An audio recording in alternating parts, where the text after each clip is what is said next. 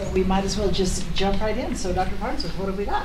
Thank you. I'll turn the time over to Dr. Annalise Ruiz, who will introduce her team, who has a presentation to share with you.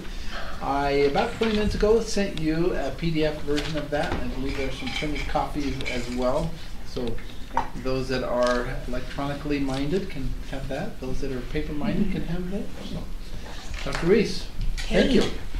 Thank you. So we have Dr. Maury Braithwaite and Jamie James, and they're going to share with us some data reports related to college, early college, AP and concurrent enrollment. It is part of our assurances, so I'll give the time to both of them.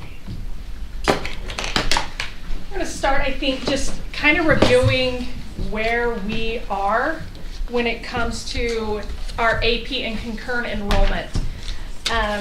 We both fall under this umbrella of early college, and so one of the goals of the early college space for the last few years has been to increase our participation, specifically focused on an increase in groups that are underrepresented in early college spaces.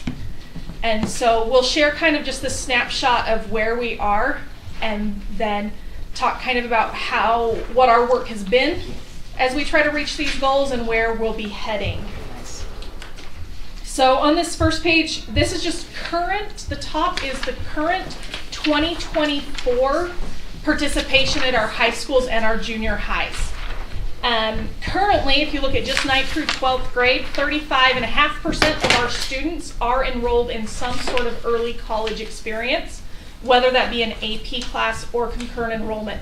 At the junior high level, it is only AP. Jamie, do you have a number on Mountain View? Is it not showing? No, there's just oh, it got cut off. Oh, I'm so sorry. I missed that cut off.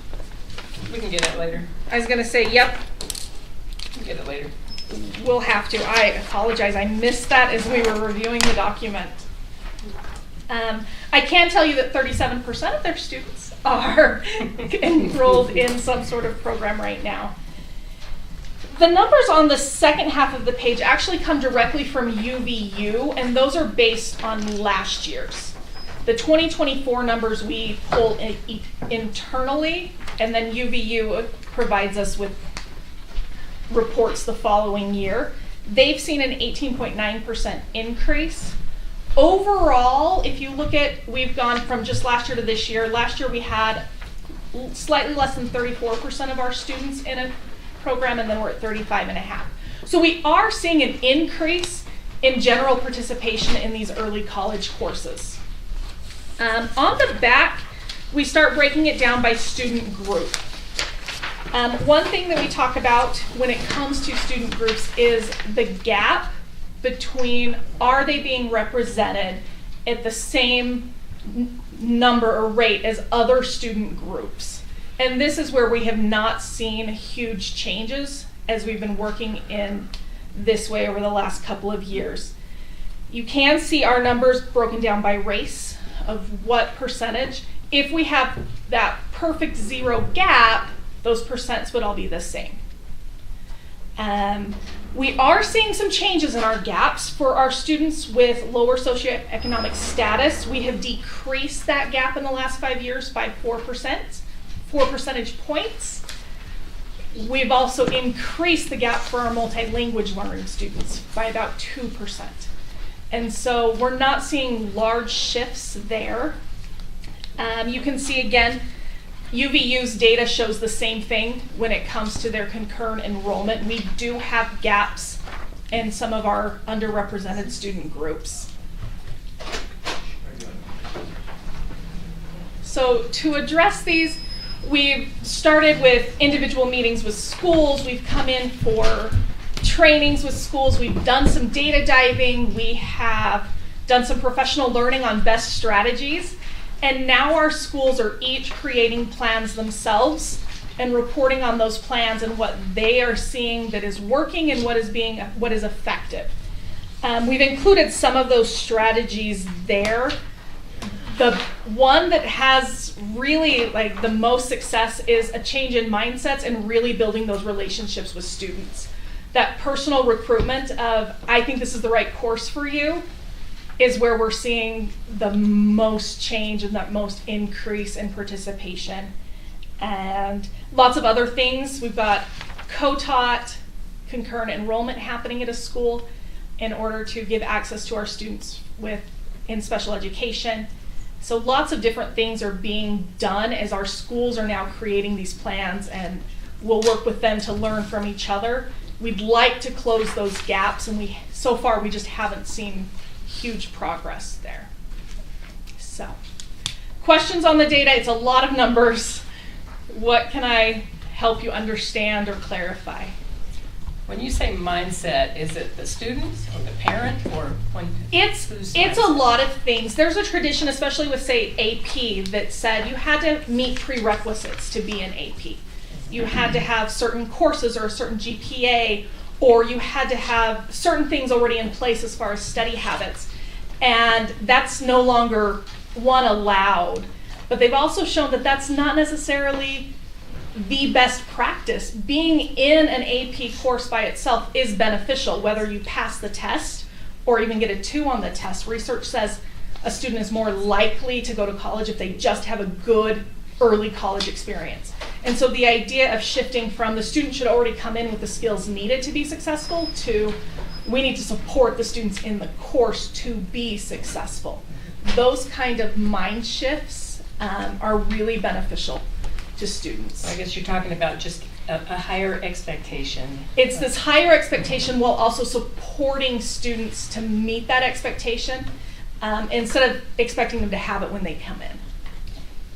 And that's, for some of our teachers, that was a different way to think of things. And even for just lots of people that we have that conversation with, well, don't they have to have a certain GPA? No, they need to be committed to trying.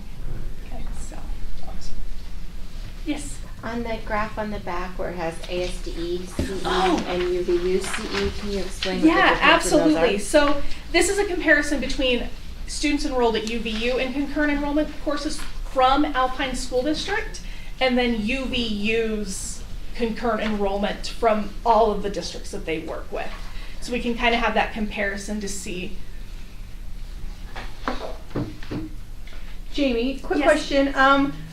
Do we do waivers for concurrent enrollment fees? And I know sometimes there are also textbooks associated with that. Does that come out of our waiver account, or do the universities help with that? Can you explain that a little bit? Absolutely, I'm going to let Mari handle the textbook question.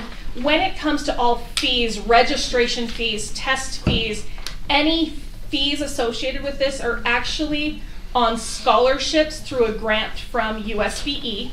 And so that is a mandatory scholarship. If students are on free or reduced lunch or fee waiver, we automatically cover the cost. But textbook has to be handled differently for concurrent enrollment. And I'm going to let Mari tag in on that. Yeah, so we can absolutely cover that. It's, for example, this year, one of the new requirements for a Math 1010 course is actually some software. It's $25 per student. And we notified the schools that that would be an expectation for them to purchase out of their concurrent enrollment funds. So any student in a Math 1010 class is having that cost covered by the concurrent enrollment budget from each of the schools. So it absolutely, we encourage the schools to use the concurrent enrollment money to cover the cost of textbooks. But I would suggest that, like we are in K-12, more and more of our university partners are opting for software or digital type experiences. And so I don't necessarily foresee textbooks remaining a large portion of what it's being used for. I would expect that we will see an increase in digital tools being required. So can you explain the concurrent enrollment budget that the schools have? Is that from state funds and it's just given allotted like a per student basis who is accessing the course, or Yeah. can you just clarify where that funding Sure. specifically comes from? Yeah, happy to do that. Each year, the legislature designates a portion of their funds towards concurrent enrollment. And that then comes to the district, and it's based, there's two things that, pardon me, there's two equations, let me say it that way.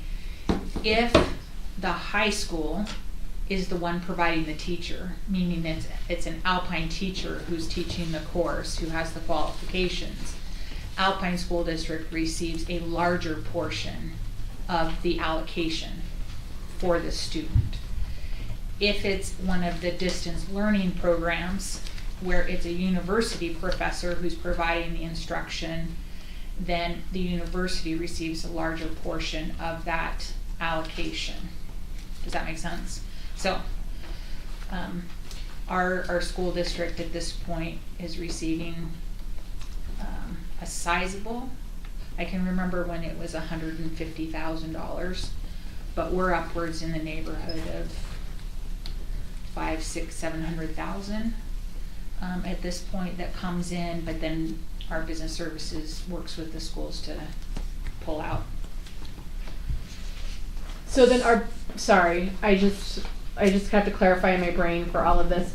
So does every school's allotment kind of cover all of their waivers for textbooks? Or is it sometimes where we need to shift funds from one location to another to cover that? Or is it basically covered within whatever the allocation is? It depends on how the school chooses to use that money. So I don't dictate to them how they spend their concurrent funds. For a waiver for a student, I'm not familiar at all with any school who has ever not covered the cost associated for a student. It's always been covered. I don't know necessarily that every school is, blanket writing the check for all of the chemistry books out of that. I think in many cases they are. I just couldn't swear to that 100%, if that makes sense. They may be paying a little bit from here, a little bit from there. But, yeah.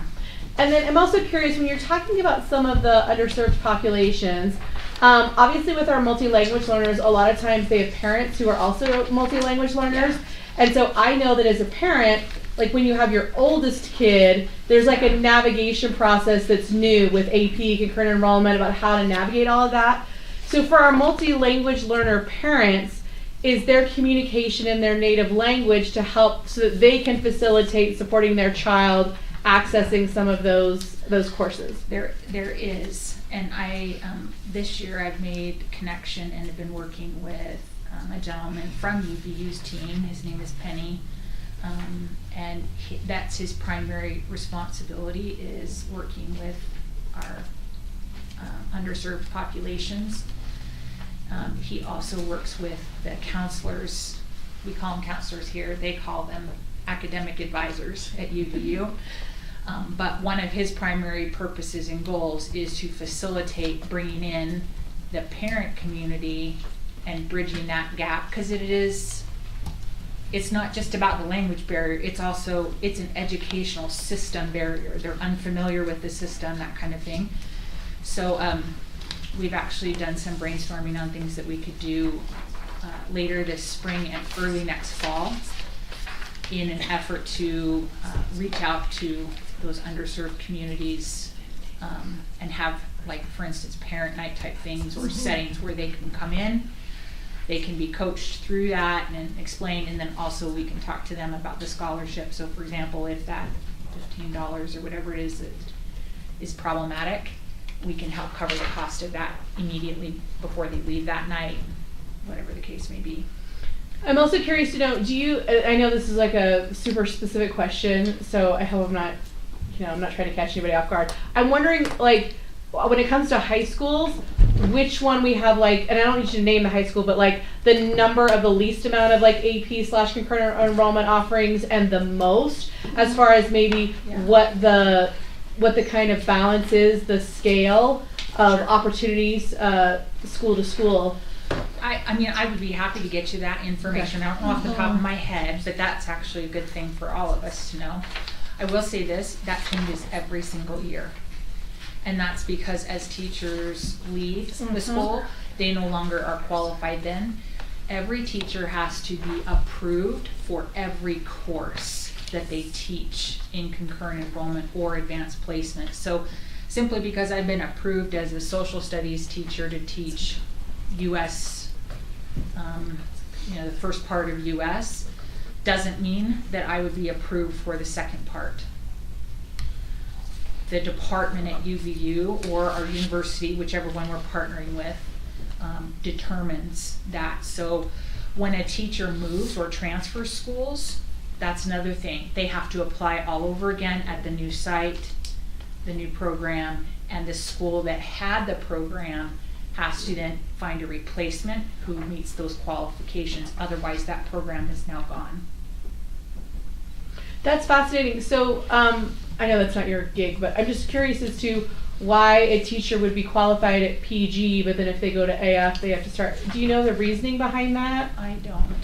That seems like an onerous thing for our teachers. It is. To then have to jump through another hoop to qualify to teach. And to a certain point, like as a teacher, you might get to the point where you're like, it's not worth it to go through another hoop. Yeah, I will say this, I've worked really hard with Spencer Child from UVU to reduce that burden.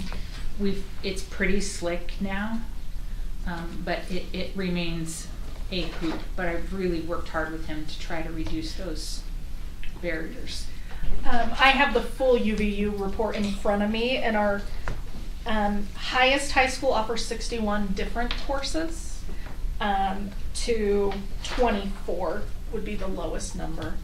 And am I reading this right? We have 99 different courses across the district that are offered for concurrent enrollment through UVU.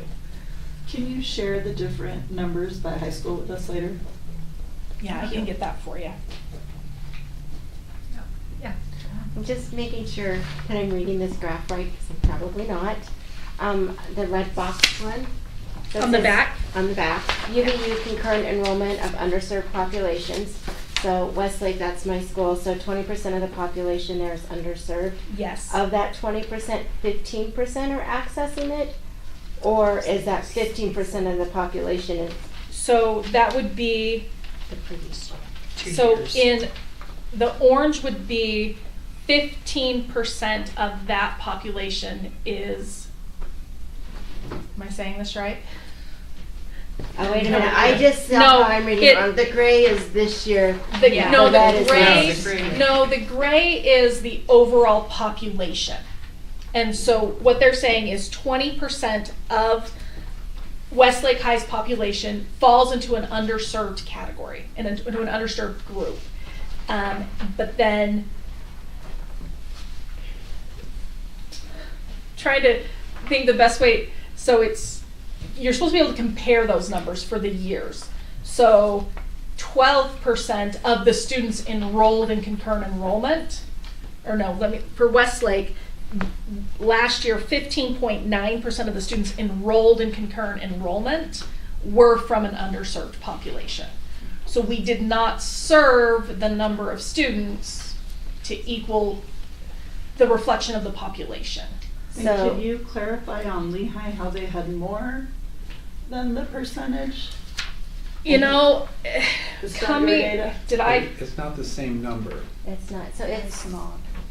so what they're saying, I think I've got this right, is at Lone Peak, 13% of the population is underserved.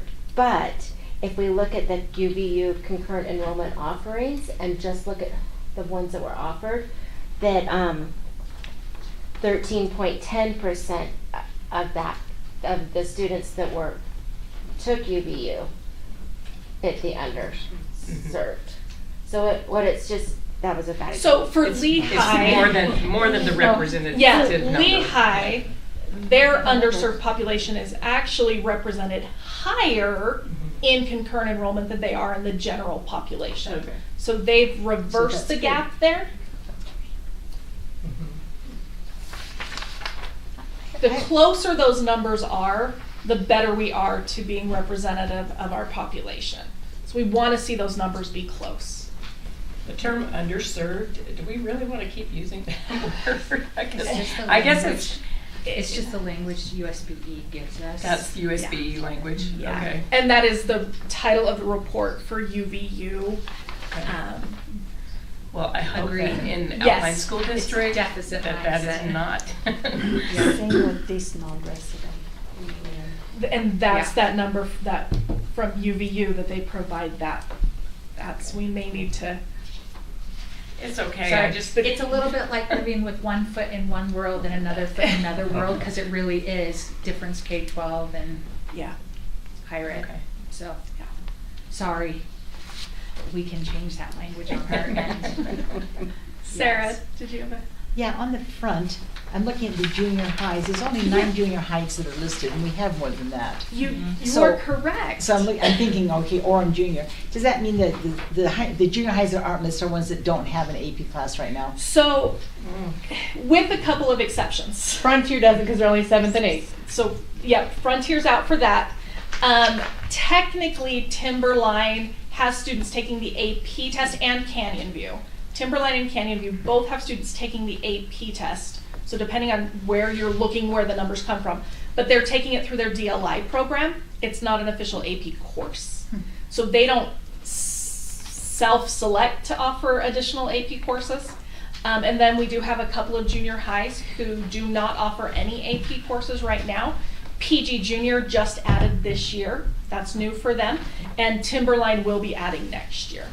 And so then there's just a few. And the AP course that is usually offered is AP Human Geography for 9th graders. And I believe it's Lake Ridge doing biology. Ever since Glassford was there, they've been biology Yeah. for years. Yeah. Jamie, I believe the Okay. bar graph there is showing the fall Route 4, then the next year, then the next year. So you got 3 years there. So that underserved population 23 is actually fall, and then the completion of 23. So 20.4% were there, and then it dropped to 15.9 the next year. Okay. So that's your underserved population. That's just from UVU's Oh, graph. from there. And Jamie, just to clarify, these are just the stats for UVU. So like if they're utilizing SUU or other alternatives, that's not currently represented on the information here. This is just UVU So specific. they would be included up here in our internal numbers that Okay. we pull, but they would not be on the UVU numbers. Okay. Our primary partnership is by law geographically located, and that's with UVU. So 95% of all of our courses are in partnership with them. If UVU says that they're not going to offer it and they will release us from that requirement, we can seek it out from another institution. So we do have partnerships with a couple with SLIC, a couple with SUU, and a small handful, I think maybe 2 courses up at USU and 1 or 2 at Weaver. Anyhow, and those partnerships can last, we have to reevaluate them every 1 to 3 years depending on what that university agrees to. I'm curious to know how our counselors are being trained in terms of guiding kids into these choices. And there is some controversy or some discussion about which is more beneficial, AP or concurrent enrollment. So we like to say, okay, so to answer the first part of your question, I met with all of our counselors this fall to go through what it means to reduce barriers for students and to provide equitable access for both AP and concurrent.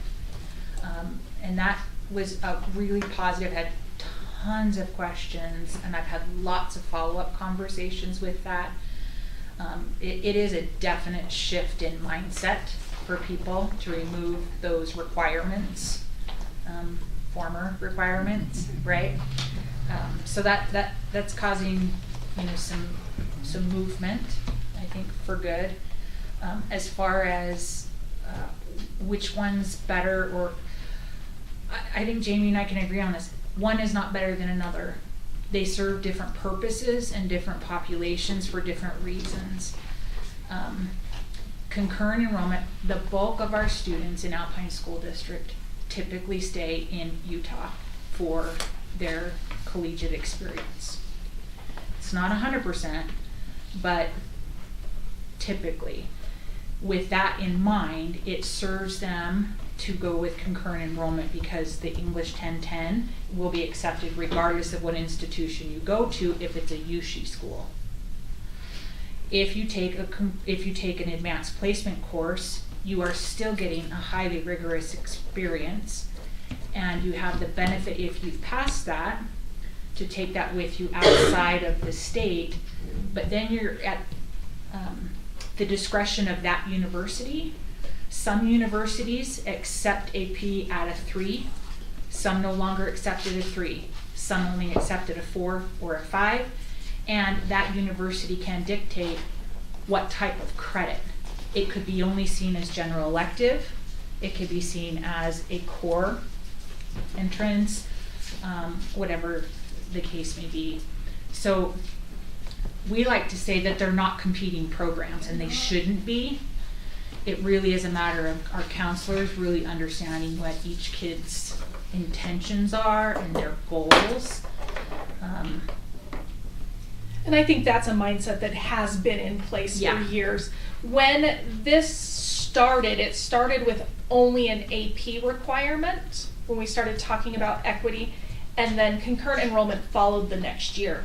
But when we started those discussions with AP, every single school that I visited said, but what about concurrent? We've got the difference, and it was do both, work with both, and as we build participation in either one, we're benefiting the students. Julian?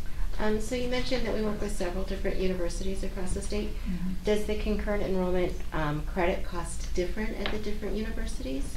The different universities can set up to a certain amount. We're lucky in ours, it's been pretty much $5 a credit hour in those that we've interacted with and worked with. So we haven't hit that top end of what they could technically be charging. In addition, like I said, UVU has done a phenomenal job and is really listening to our kids and to our community. They are working hard to do away with the registration fee altogether for our students. And then I read an article this last week about tuition going up at all of the universities across the state. Will we see that as well with our concurrent enrollment credit? The concurrent enrollment is under different legislation, and so I don't foresee that it will be going up right now. No idea what the legislature will do in this arena, and it's always a hot topic because it blends the two worlds, of course, of K-12 and higher ed. So our kids this fall will be in the same financial category and still be paying the same amount. So, Mari, kind of going along with the waiver question about concurrent enrollment, I realize that AP is really a national organization and not the same as our concurrent enrollment dynamics. Do the waivers, do we make accommodations for students? Because I know the tests can be like $75, $90 depending on those dynamics. Yeah. Are we accommodating students with waivers for those circumstances? For the AP test? Yes. Everything is covered. If they free or reduced lunch or on fee waiver, we cover the cost of their test. Okay. And that is by state rule. Yep. So is that part of the conversation when you're in the recruiting mode? Mm-hmm. Okay. And that's one of the things we can't wait until they're enrolled to let them know that. The barrier came the year before when they chose not to register. So we start those early.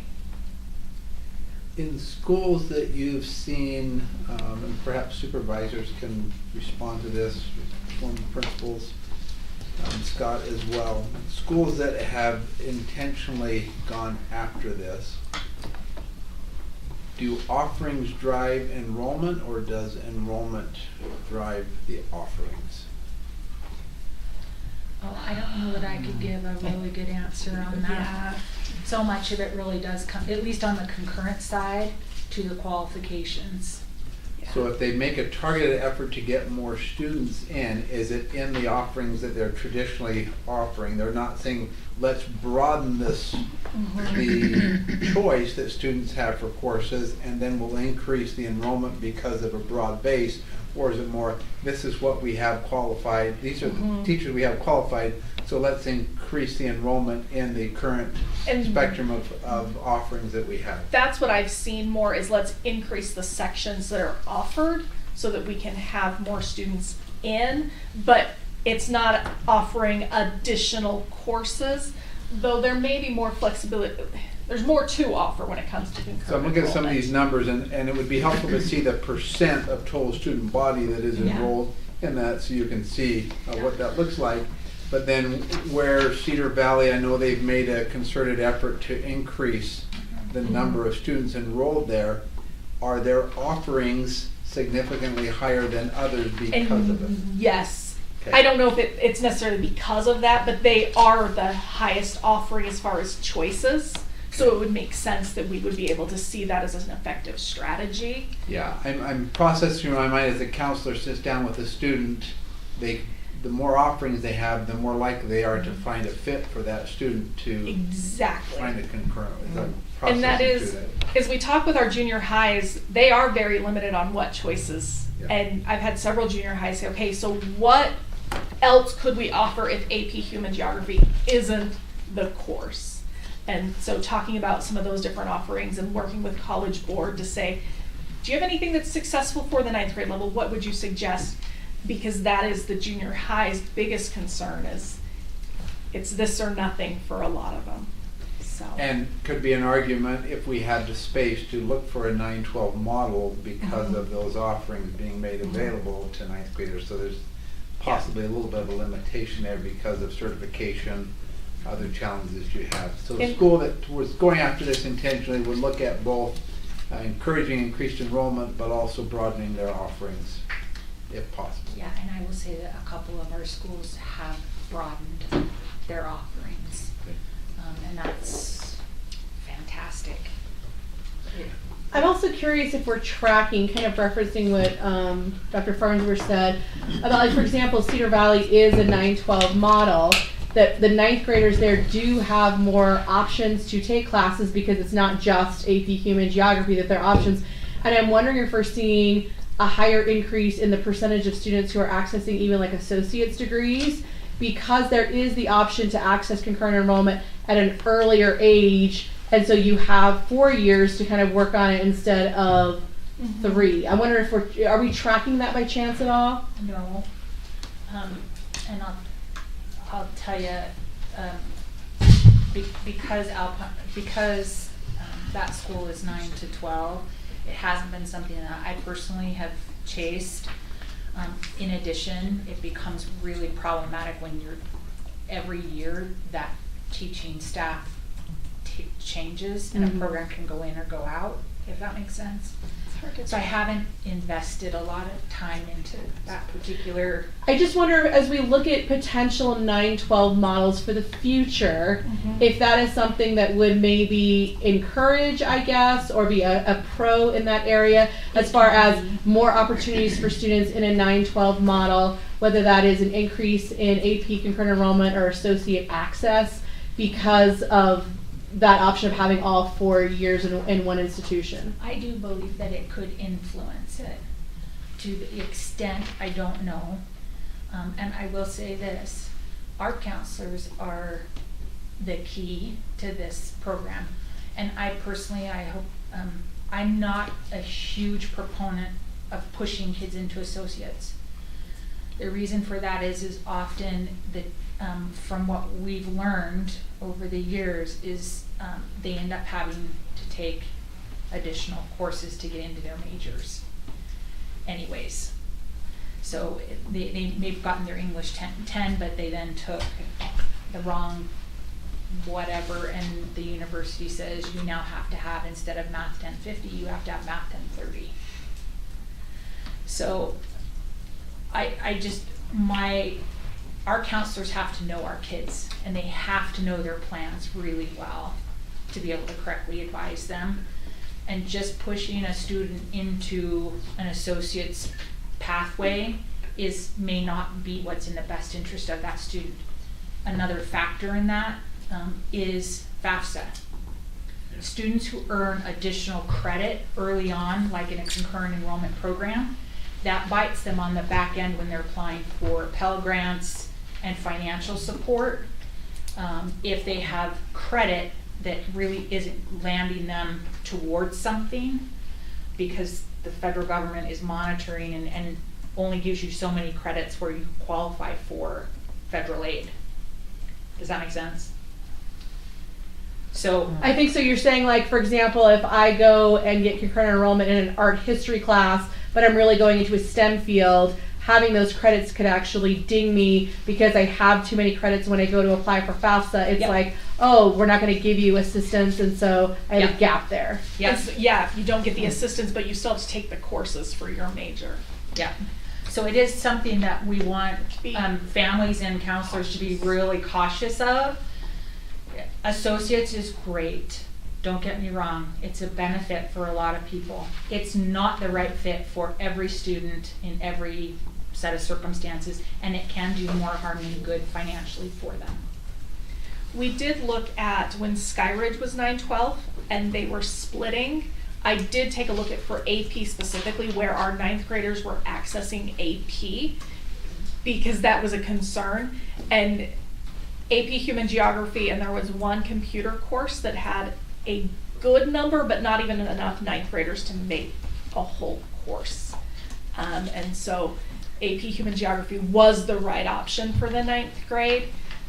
But really we saw 9th graders not feeling like they were quite ready for AP yet in a lot of those other areas. Can I just chime in on that? I think another problem with the associates is for them making a decision on a major when they get to university, they can say, well, if I go into English, I've only got 2 years left. If I go into a technical job, I'm going to take 4 years because it doesn't really help me. And it may motivate them to go into a major where there are not a lot of jobs. So it's, I think it's a mixed bag. Yeah, it can be a great benefit for some. I would just argue that really knowing our students and our counselors and knowing those plans is the right path. It's great if the kid graduates with 1 or 2 or 3 or 4 classes.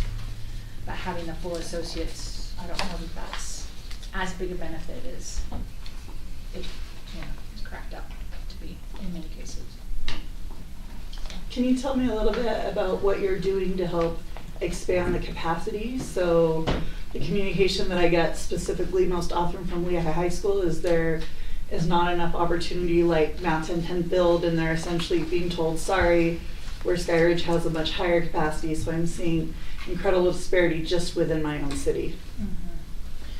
So one of the nice things about our partnership with UVU, UVU allows us in Alpine to have actually any of the partner districts to have a ratio of 50%, meaning if we have 50% of the students enrolled in that class enrolled in concurrent enrollment, then we can move forward with offering it for concurrent credit. So I whether or not this is Lehigh or another school, it's irrelevant, but the more sections we can offer and keep them at that 50%, the better off we're going to be as far as providing access to kids. When we offer single sections and we try to cram everyone into those, it definitely makes it easier on the teacher, for sure, and it cleans a few clerical type things up, but now you've forced a kid into that class period, and it may mean that they're choosing between that and advanced choir or that and AP science, or does that make sense? No, sorry. It's So- okay. So not I'm just trying to understanding very understand how we get more sections for the kids who want to take it, who are being told they can't take it because there's not enough room. Okay, supervisors, you did master schedules. Help explain this. There might be a number of reasons why that's happening, so it's hard to say. It could be that I just don't have enough teachers at my school that are qualified to teach Right. that. And So I guess that was my question. What are we doing to make sure we're building capacity so there are enough teachers to support the need in the school? right, so a lot of that is, you, as a principal, you've just got to work with the teachers that you have to say, is there something that you could go, is there a degree you could go pursue? And not all teachers will want to do that. I think the other part is when there are openings for administrators to know, I really need to look for someone with these qualifications because I can then move this person here and offer Mhm. more sections. So it really comes in that hiring and being aware. And the other part is what Mari was saying, you sometimes have to choose.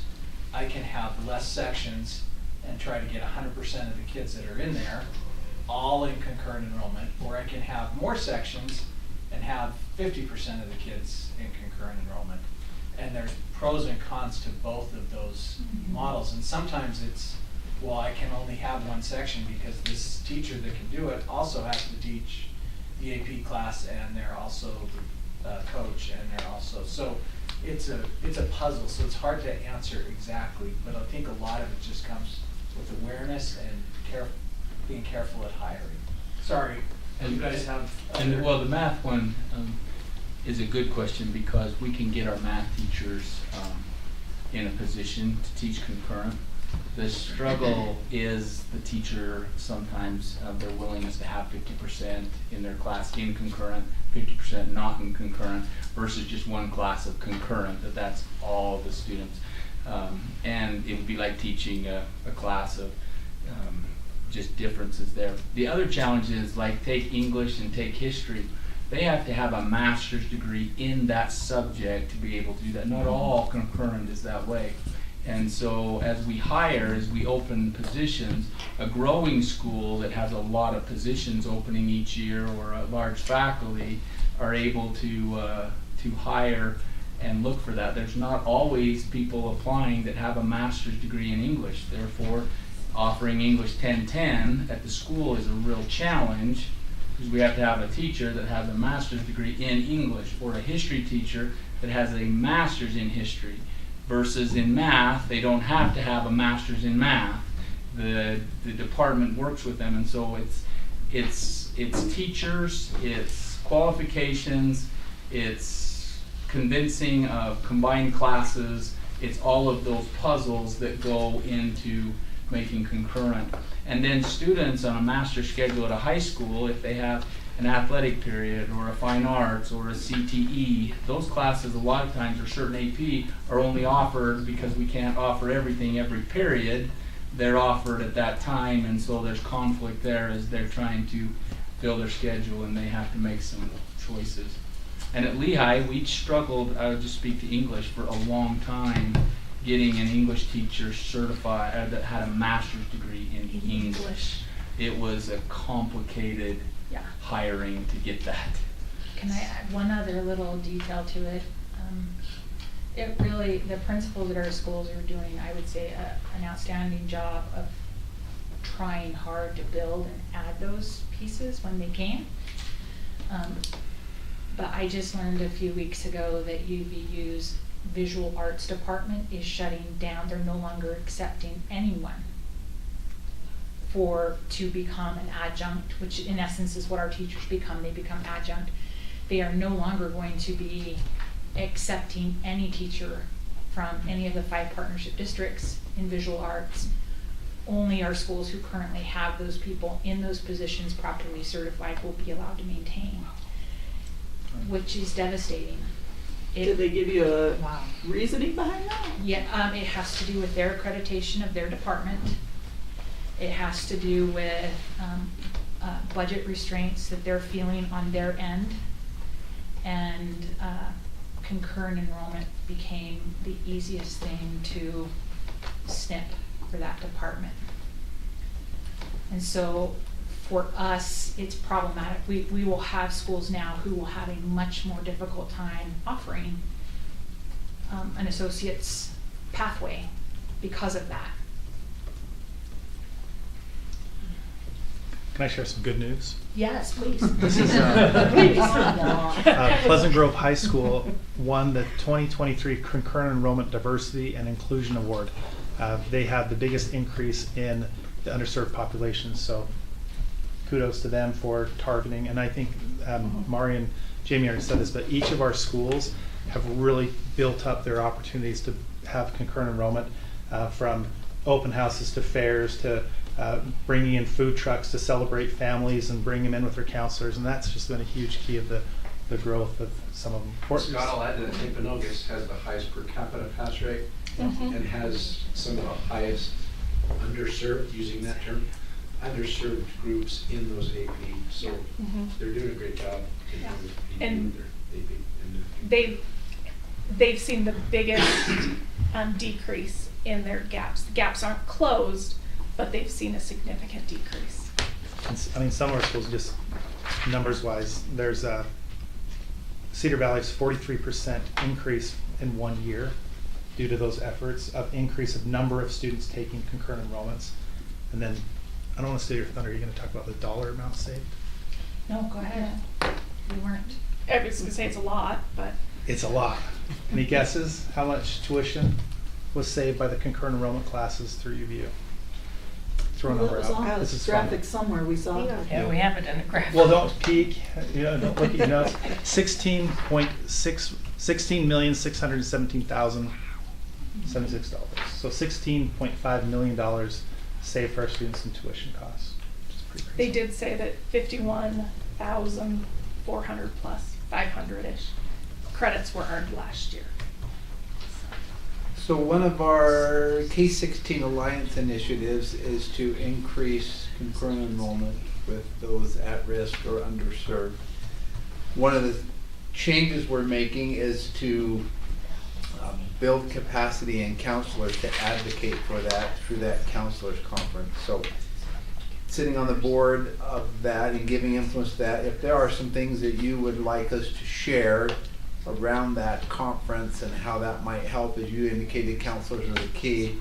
What is the key to give to those counselors so that they become more influential in addressing that? So if there's some thoughts or strategies or things that we can do in terms of professional development or awareness, that is a K-16 Alliance initiative that multiple districts are looking at to say how can we tracking that, how can we improve that. So would love some thoughts or ideas or strategies that I can share in those meetings.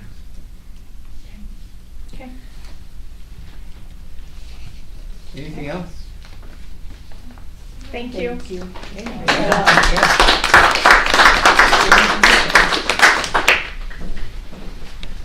Okay, President Hackam, that is our report. Is that all? Is that it? But wait, there's more. Annalise, this is part of our insurances, so it's required by the state for us to bring this before the board and make them aware of that. So fulfilling that requirement, good information, great information, but it also satisfies state statute in our reporting. So thank you both very much for your great work. That was really good information. That's very heartening in a lot of ways. Okay, are we ready for board governance, or we have another report? That is all that we have shared. Okay, well, we probably will get done early today.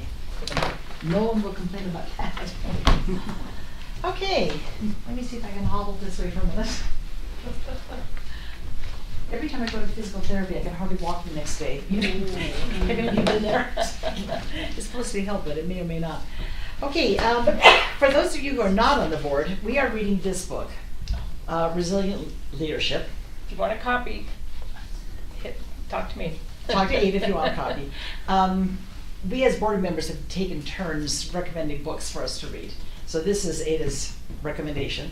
And the byline on this says, leading with calm, clarity, and conviction in anxious times. I think we're there. What do you think? I think we've been through some stormy waters. We've got some stormy waters ahead.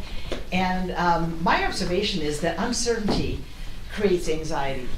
And so as we look at reconfiguration, for example, a lot of teachers, a lot of administrators are wondering what's going to happen to me, what's going to happen to my salary, my retirement, my position, my classes, everything. And we may not have answers right now. So as we look at chapter 2 of this book, and Julia's told me she's not thrilled about chapter 2, but that's okay. There are some really interesting ideas in chapter 2. And the idea, or the title of chapter 2 is being a step-down transformer. So I want you to think for a minute, what is a transformer? And there's two kinds of transformers. Like I have a son-in-law who paints transformers, and he's 50. And this is his hobby, and he has the most, if you go into his home, he has this extensive, he has every transformer that was ever made by any company, including the really big expensive ones, and he paints them with, I'm not talking about that kind of transformer where you manipulate it, it becomes a Jeep and then it becomes a superhero, not that kind of transformer. Yeah, not that. I'm talking about the other kind of transformer. What does the transformer do, you guys? Where do they use transformers? In large language models for artificial intelligence, use a transformer to Okay, modify data. okay, what else? Say the cartoon. What, Julian? I was gonna say the cartoon Transformers. That's the kind she's not This is talking kind of, we're not about. talking about those. I was trying to envision your Yeah. son collecting those. I'm like, that's an odd. You're imagining. No, think about the old railway lines and the old telegraph lines and the old telephone lines when they first started stringing those transcontinental. What did a transformer do? You know, and I wish I had one of those little blue transformer things that they used in those. What do transformers do? They transform the data from one line to the next. They transform something to Yeah, something. they reduce the fluctuation in energy Yeah. to be able to It's like- process it, to be able to use the energy at useful levels. Yeah, they control the flow of energy from one source to another source, or one usage to another usage, so that it can be used effectively, right? So if people are transformers, then what does that mean people do? If a leader is a transformer leader, then what does that mean? Regulate things. Yeah, the job of a transformer leader is to regulate. And what are we regulating? You all read the chapter. The What are we day-to-day. Emotions. Ups and downs. And We're regulating, what's happening. emotions.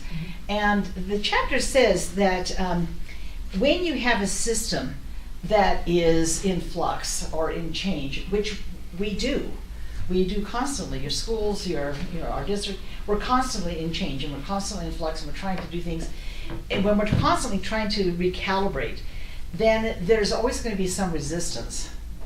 And there's always going to be a need for someone to step in and to bring a calm presence.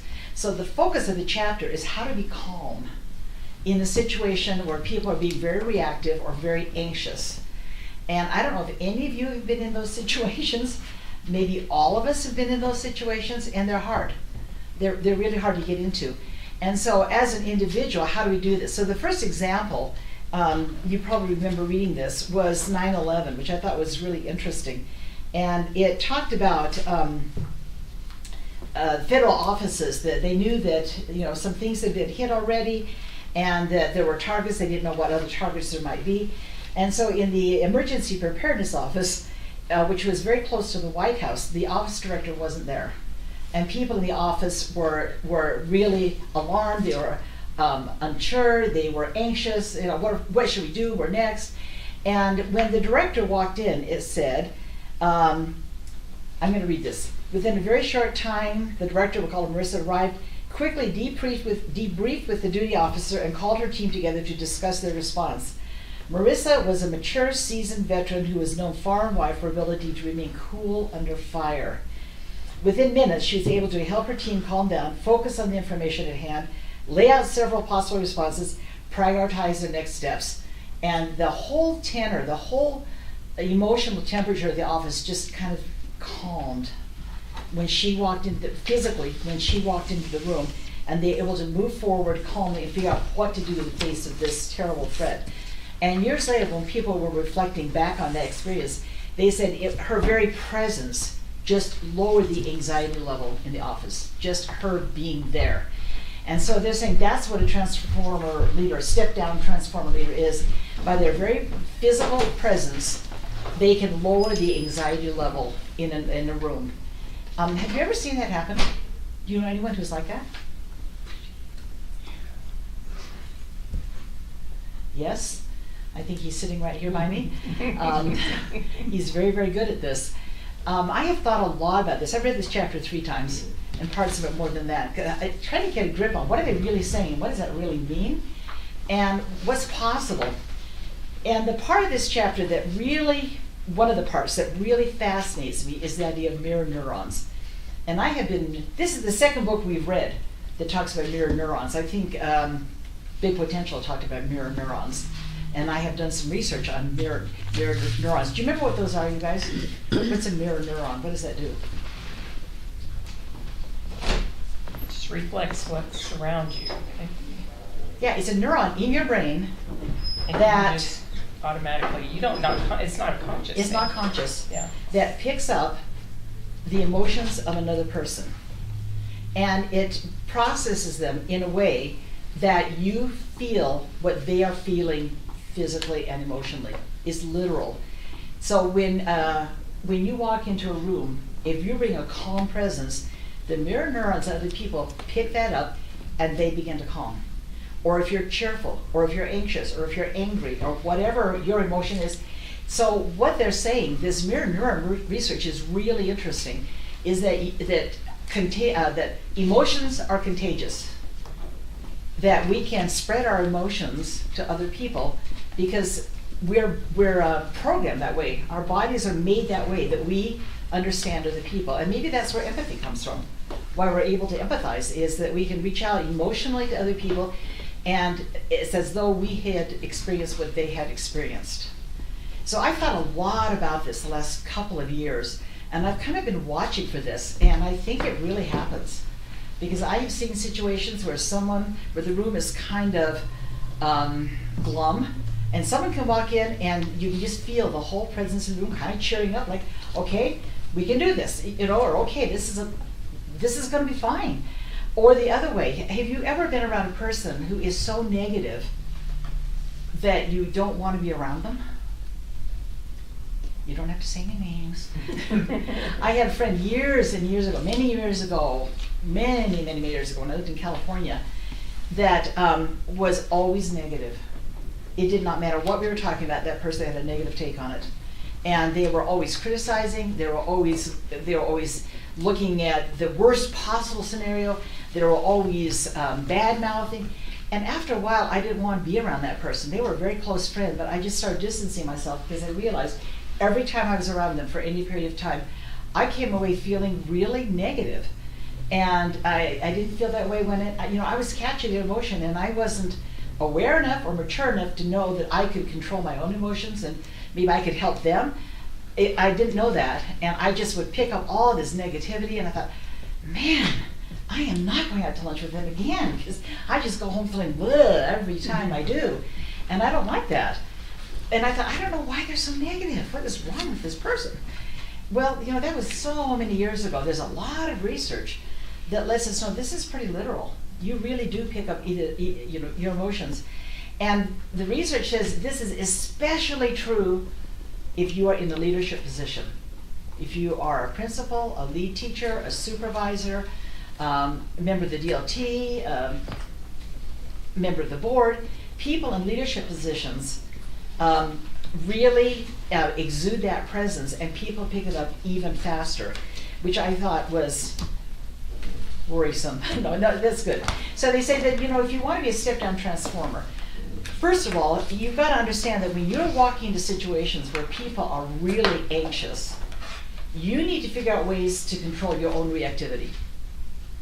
So what are some of the things that you guys do to kind of help bring your emotions down, or to help you kind of recharge, or help you just get that energy out? What do you do? How do you recharge?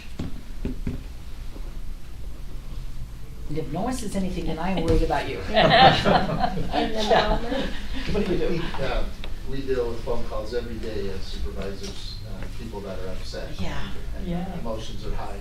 And I think one of the things that our superintendent does a great job, like you mentioned, is asking them, how is your child?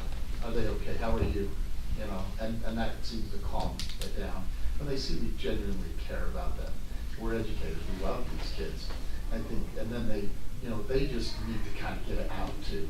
So I think let me listen to them, let me get it out, and then I start to say, okay, how can I help? How can I solve this problem? I think that is really interesting what you said, because it's one of the 5 points they have in the chapter. Yes. You hit it. And that was to ask questions. That if someone says to me, this district too large, it must split. And I go, the book says, be curious. Start asking questions. Instead of being offended or instead of reacting emotionally, just say, okay, that, why do you think that? What is happening? What's happening in your situation to your child? And to start asking questions and to be calm and just to get more information about why people are feeling the way they're feeling. So you're good. The book says that's what you should do right there. Tell me what else. Jerry, you had a comment. I try to control my voice. Yeah, so, good. There are like several different voices you can take. One's like a slower evening DJ, late night DJ. You just kind of slow and methodical. Or you can use a peppy voice, or you can use an assertive voice. And an assertive voice rarely works in those situations. So I try to kind of match one of the others. And I find also, if I remind myself to smile, that it's hard to build anger while you're smiling. You know what, you've hit on point 5 in the chapter. So she's good too. Because point 5 talks about listening. And it says it's more than just hearing. It's hearing with your heart. And trying to figure out where that person is coming from and how to respond to them. When I was teaching, every now and again, there were days when the class was just, higher than a kite. It was maybe the day before Christmas or full moon or something, whatever it was. And what I learned was really interesting, that if I lowered my voice, then I could more easily get them with me. Instead of talking in my normal voice, just lowering my voice helped. And smiling made a huge difference too with kids. And I had a student one year that was, this is a 5th grader who was really, I may have mentioned this before, he was really struggling. And I thought what to do about him, and I just thought, you know what, I'm just gonna smile at him every day. I don't care what he's doing, I don't care what he's saying, how outrageous, I'm just gonna smile so he knows that I like him, no matter what he says or does. And within 10 days, he had a total turnaround. That's all it took.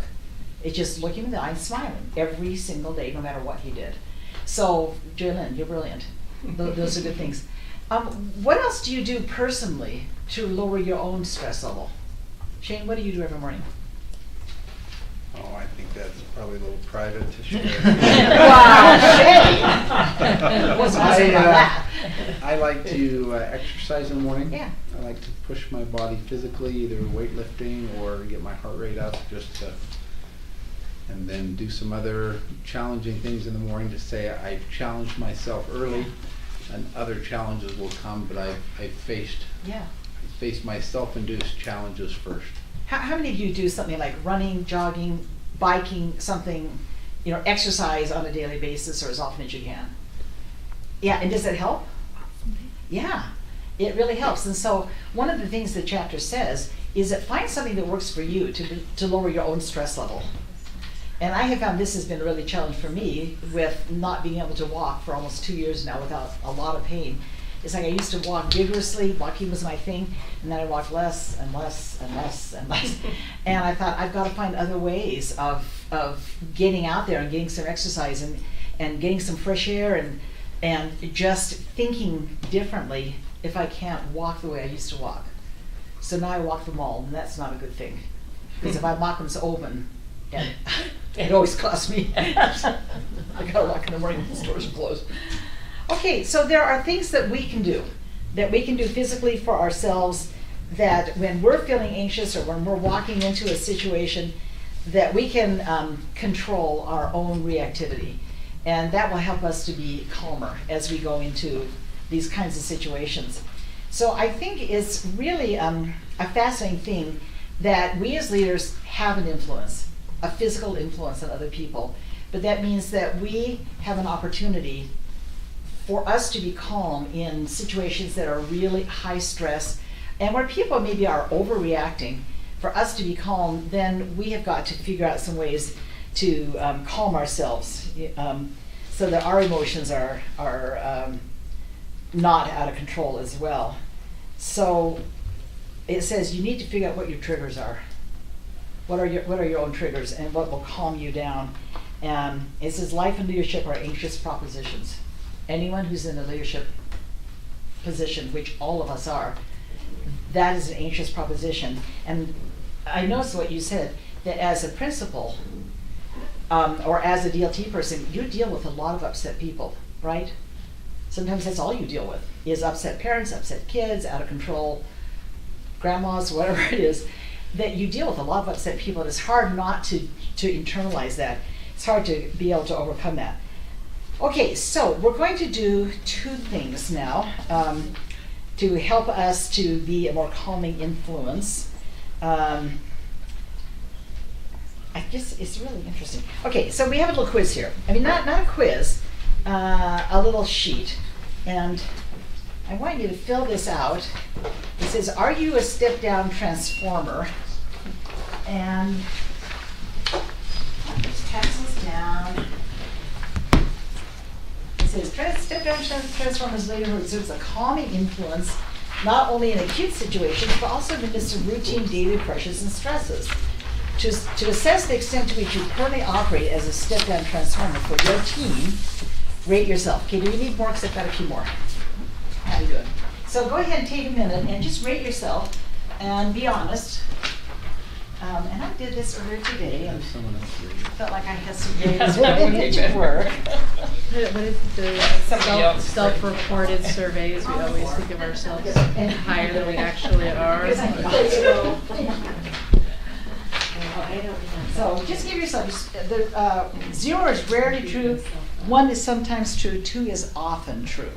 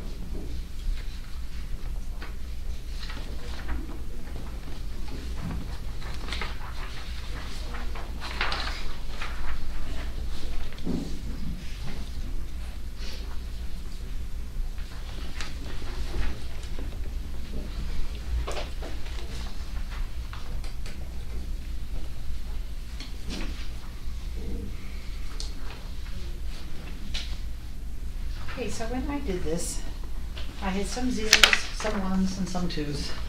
And I thought there are some things that I can learn to do here. There are some things that may not be intuitive for me that I can learn, because one of the things the chapter stresses is you can learn to be a step-down transformer. You can learn these things if you're aware, if you're conscious of them. And it suggests that there are two parts of the chapter. One is how do you embody inner calm? And the second one is how do you communicate with people who are anxious? So number 1 is how do you calm yourself? What do you do to control your own reactivity and to give yourself strength, whether your diet or exercise or social contact or just binging with a good movie, whatever it is. How do you calm yourself? But then how do you deal with other people who are anxious? And so the chapter has some suggestions how to communicate. This is page 36 if you're interested. Number 1 is be quick to observe, listen, and be curious. Don't react. Ask questions.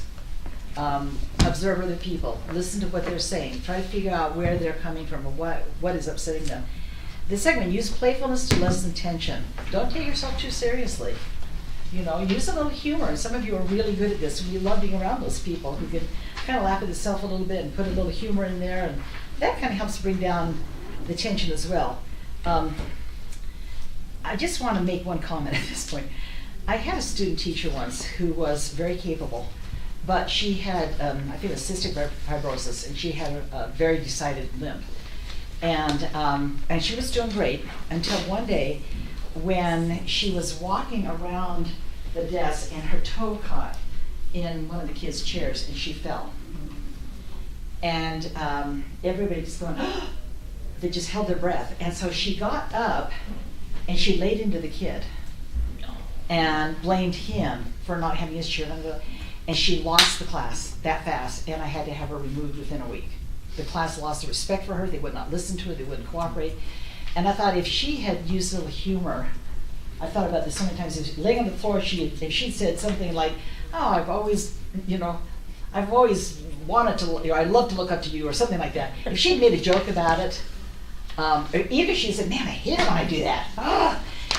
If she had taken responsibility and said something funny, that class would have adored her and done anything she wanted.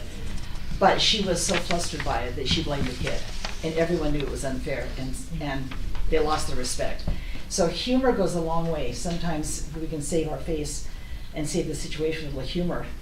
Ask questions, try to be figurative. Okay, invite the group to step back and see the bigger picture. What's our role in this? And there are several kind of key questioning stems that they suggest. Like, if you're going to be asking questions, the magic 4 word stems are why, how might, what if, and how can. Just start asking questions and finding out more about the situation and find out what is my role in this situation. How do I fit into this picture? What can I do, or should I do, or should not do? Focus on the facts and try to jump beyond the gossiping, the blame calling. We have a whole chapter on triangulation where you're blaming other people for things. But focus on the facts and not just the assumptions. And I think we all have a lot of examples of assumptions that just weren't quite right. And then bring clarity to the rational system by communicating and regularly clarifying roles, goals, and priorities, which is what Dr. Farnsworth does extremely well. He does this extremely well. So if we want to look for an example in our own system of a step-down transformer, we don't have to look very far to someone who can do that. Now, when you're feeling anxious, turn the paper over. Do you all have 6 second centering on the back?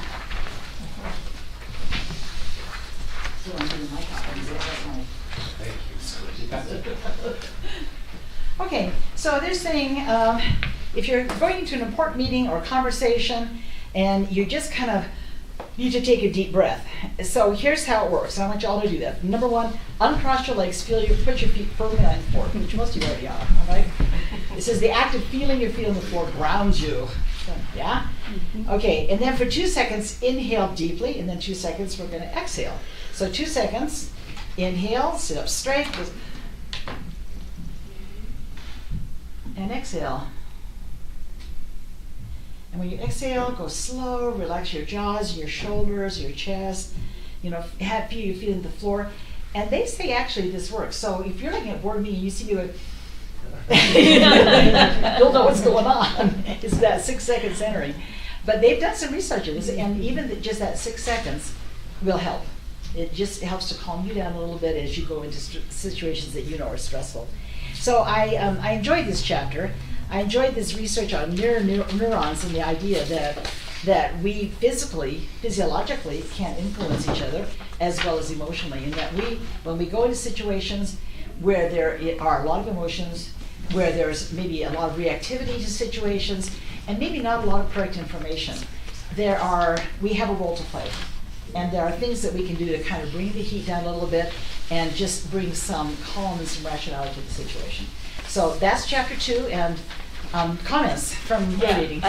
I sent everyone a summary, a one-page summary of chapter 1, because I didn't want to get behind and put it off, and things were piling up and we didn't have time for it. But it mentions the acronym VUCA, which is volatile, uncertain, complex, and ambiguous. And I think our current situation at Alpine School District checks almost all those boxes.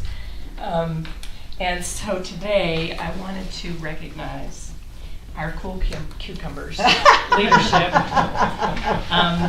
That you guys are exemplary. Thank you very much for being cool under fire. So if you see me tonight, take this out. Thank you. Thanks for being our cool cucumbers.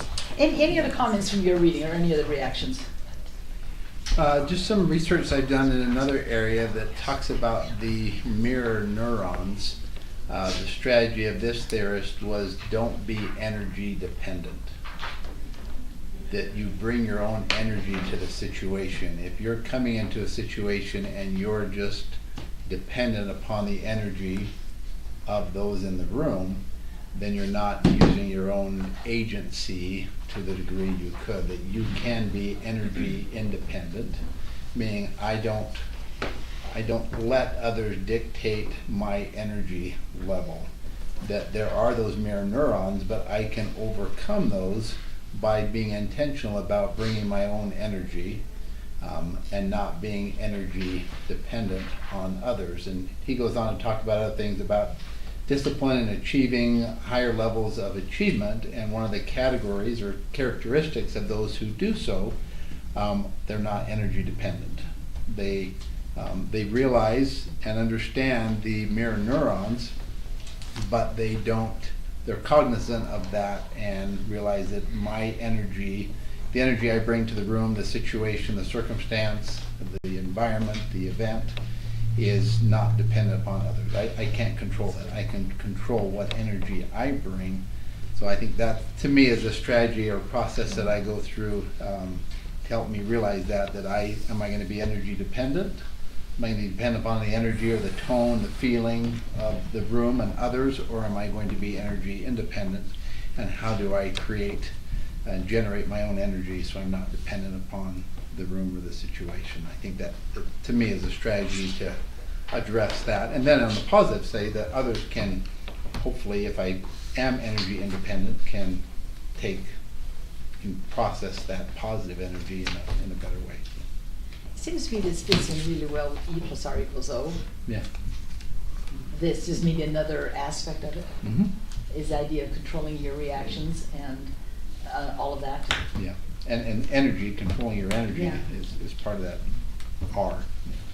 Fox Hollow has a sign on the outside of their front doors, essentially saying that. And just a reminder of, like we used to have in our house, a thing that said be responsible for the energy you bring into the room. And every time I walk in there, I think, I hope that everybody that walks through this door reads this. This is a nice chance to pause and think, what am I walking in with? How does it impact the students and the teachers that are in, particularly when people come in hot? And so I love that they have it there for everybody. Just do a quick self-check. How am I coming through these doors? Do I need to adjust? Love that. I like page 153. It has a list of possible reactive behaviors, and I think it's a good checklist to kind of go through your own personal reactions and where you might, your default in any situation. And I also had the thought that I think there are times for urgency, and that if our ability to identify when urgent action is needed and when it is not is pretty crucial. You could lose the momentum that urgency gives you, and it would be kind of a waste. But on the other hand, if you act in haste and do something that you wish later you hadn't done, that's another thing. But I think urgency is can be a wasted resource that we maybe sometimes should cash in on. So. I love this list on page 153. And I find myself doing some of these things sometimes, like avoiding conflict. Like you just don't want to get into that situation. So I think that's a really good list too. Okay, any other comments or insights from these pages? Seeing none, I think we are finished and it's time for dinner, so let's adjourn. Thank you. Just a reminder that due to some construction that will change where we normally eat, we will be eating in the DLT conference room. So, and that will be our new area.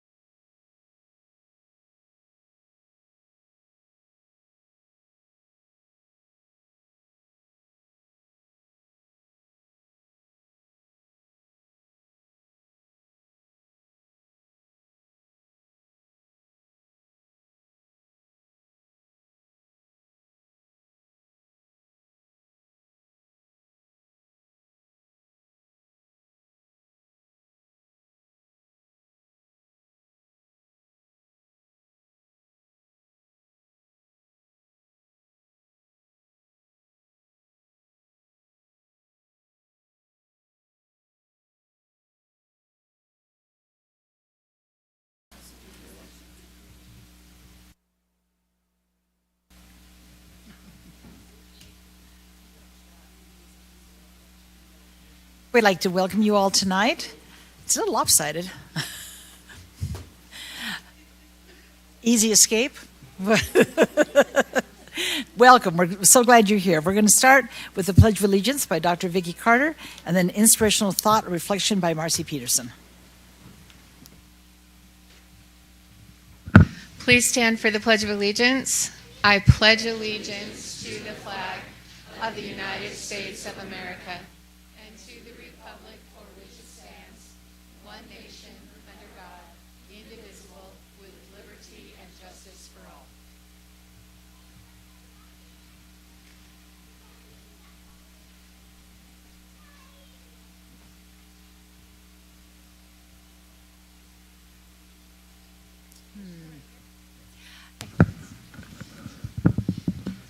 Do I face this way or this way?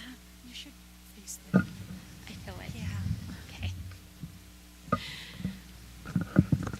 One of my most favorite quotes is from Jennifer Dukes Lee. She said, "In a world where you can be anything, be kind." This is such a great reminder for everyone. When we rush through our days in this fast-paced world we live in, we can sometimes forget to be kind. We might get frustrated with all that we have going on in our lives. All the deadlines, all the responsibilities, and everything else that we have. We sometimes get stuck in our own bubbles and we aren't as aware of those around us. We can combat this unhealthy state of mind by stopping ourselves every once in a while and looking around to notice what's happening outside of our bubbles.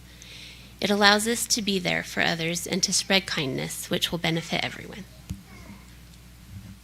Thank you, Marcy.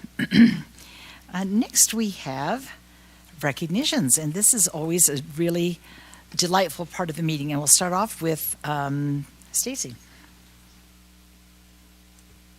We would like to honor state champion teams from various schools. Award certificates have been sent to the schools to be given to the student athletes during their recognition ceremonies. We have Lone Peak, who are the 6A girls basketball state champions, and Lehigh High School, who are the 6A boys basketball state champions.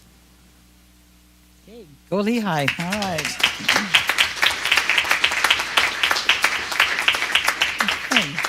Okay, next we have the Energy Star Certification Awards.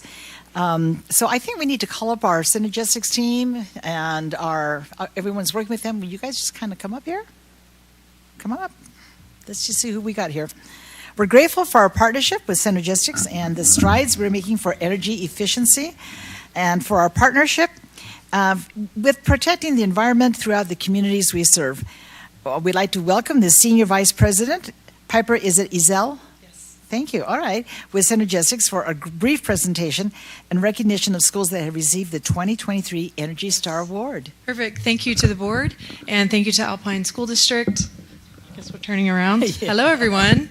Okay, so a couple of quick things. I'll be as succinct as possible. For the first time today, Synergistic Community provided scholarship funds to the foundation of Alpine School District, and this morning we surprised 3 students with scholarships.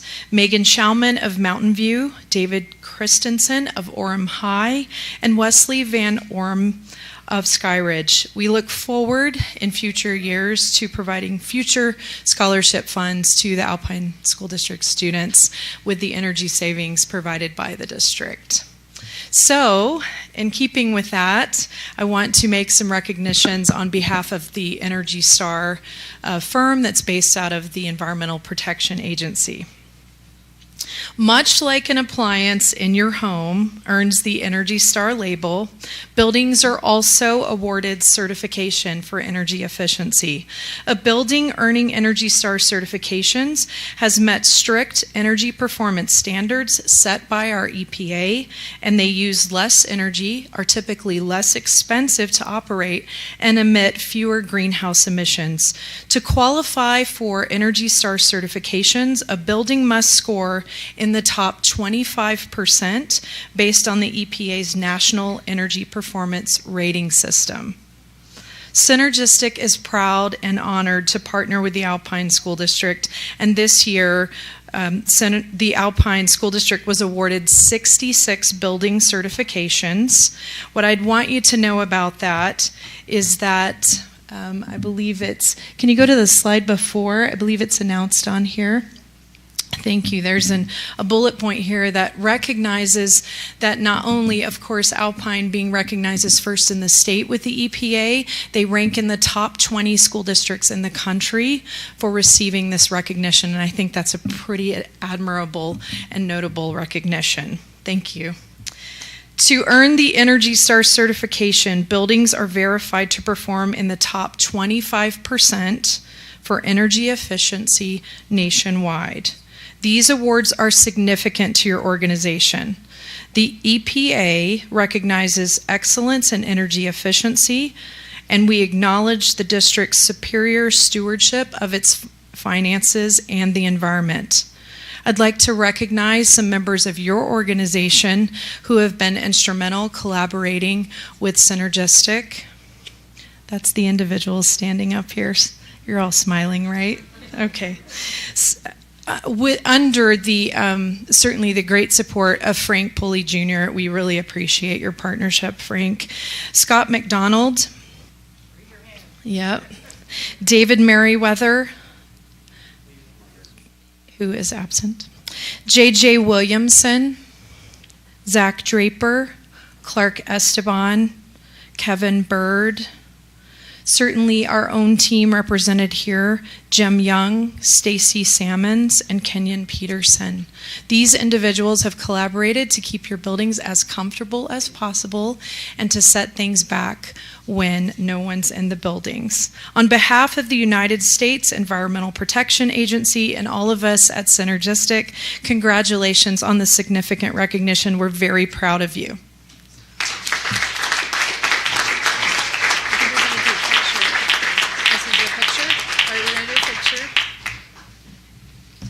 Picture time. So if you'll just kind of come slide here in the middle and. That's why you came. Get your picture. Struggle bus on this one. Find a gap. Mind the gap.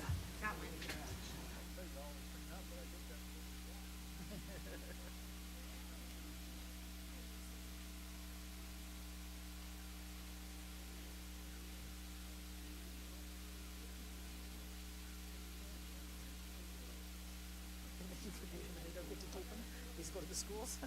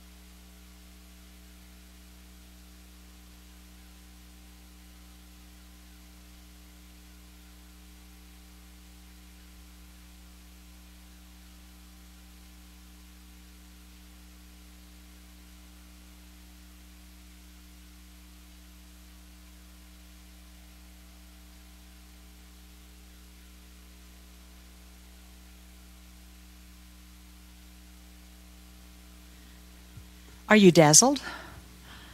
You should be. That's a wonderful award, more than any other school district in Utah. So we're very pleased with the efforts that all of our people have made. Every teacher in every classroom has to help out with that. Before we go any further, I'd like to excuse Sarah Beeson, our board member, who is home ill tonight. I think she is tuned in electronically. Okay, now let's celebrate Northridge Elementary. We're going to do two things. We're going to do the You Make a Difference Awards that are sponsored by the Alpine Foundation, so that's teachers, support professionals, and volunteers. And then we will celebrate students. And so I will do the You Make a Difference Awards, and the principal will do the student awards. So let's start with teachers. When I call your name, please come up. Nate Welch, come on up. All right.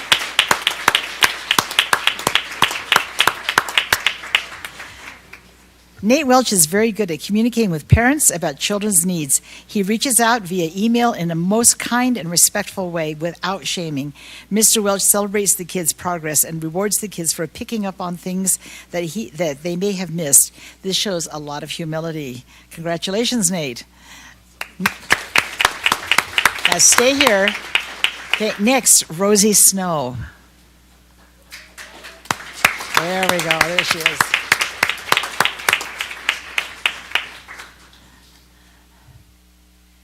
Rosie Snow intentionally structures her class so her students can achieve their highest potential. She is patient and seeks opportunities for her students to thrive. Congratulations, Rosie.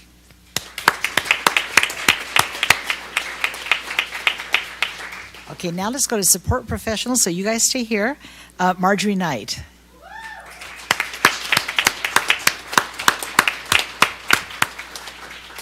Marjorie Knight has worked hard to update and improve the look of the library and the overall experience for our students at Northridge. She is supportive of teachers. She is connected with the students and formed great relationships with them. Congratulations, Marjorie.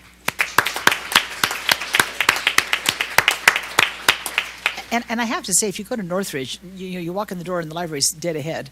And it's not just kids and books. They do everything in the library, a lot of events in the library.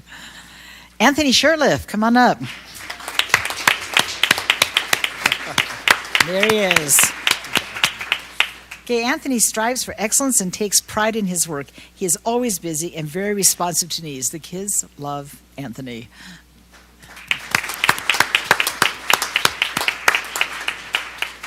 Okay, volunteers. Jessica Douglas. There she is. Jessica is a Northridge advocate. Her mindset is, how can I help? She loves teachers, staff, students, and supporting our school however she can. Congratulations, Jessica. And Mike, is it Whiting or Whitting? Whitting. Okay, Mike, come on up.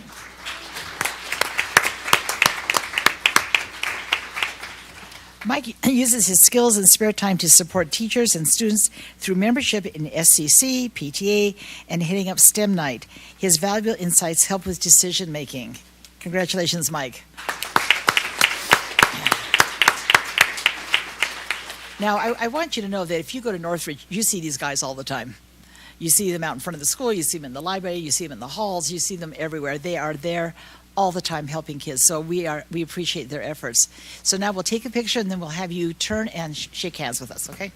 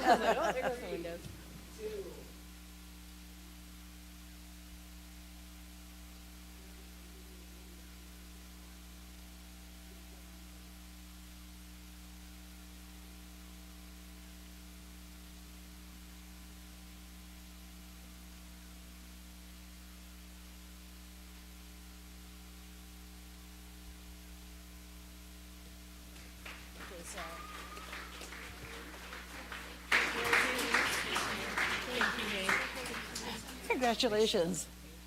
So well deserved. So well deserved.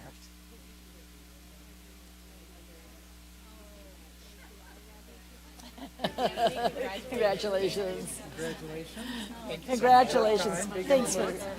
Thank you. We see you all the time over the show. You too. See you all the time. Thanks for being so active and so supportive.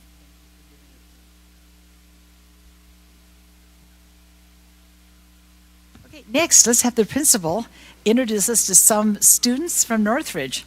And students will do the same thing. When they call your name, you come up And we'll give you a certificate, and we'll take a picture, and then you'll shake all of our hands, okay? Yes. Yeah, come up and wait until everybody's up.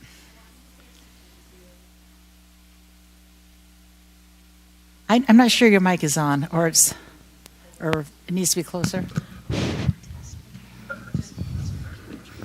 Yeah, Okay. pull it out a little bit, maybe. Is that better? Yeah. Okay. I want you to listen for a similar theme that you're going to hear for each of these. I asked the teachers to write the little write-up about each student. So from kindergarten in Mrs. Dastrup's class, we have Violet Steele. Violet is a hard worker and a natural leader. She is kind to all, and everyone wants to be around her. In first grade from Mrs. Carter's class, we have Dmitry Levchenko.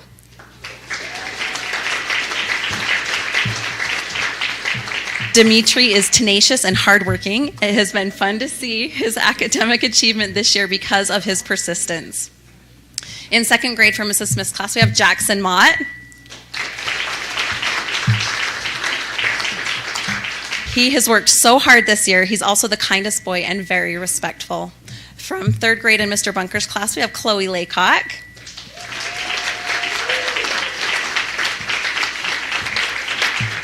Chloe has shown great academic improvement. She is a conscientious, careful worker. From fourth grade in Mrs. Gleason's class, we have Cameron Bonnet. Cameron is a great student and scholar because she has been putting in the work and asking questions when she doesn't understand things. All this work has paid off not only with her amazing growth scores, but with her confidence as well.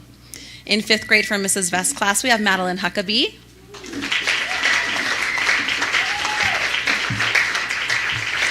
Maddie has worked so hard this year to improve her reading and math. She tries to be a friend to all and is a very kind girl. From sixth grade in Mrs. Jensen's class, we have Emma Park.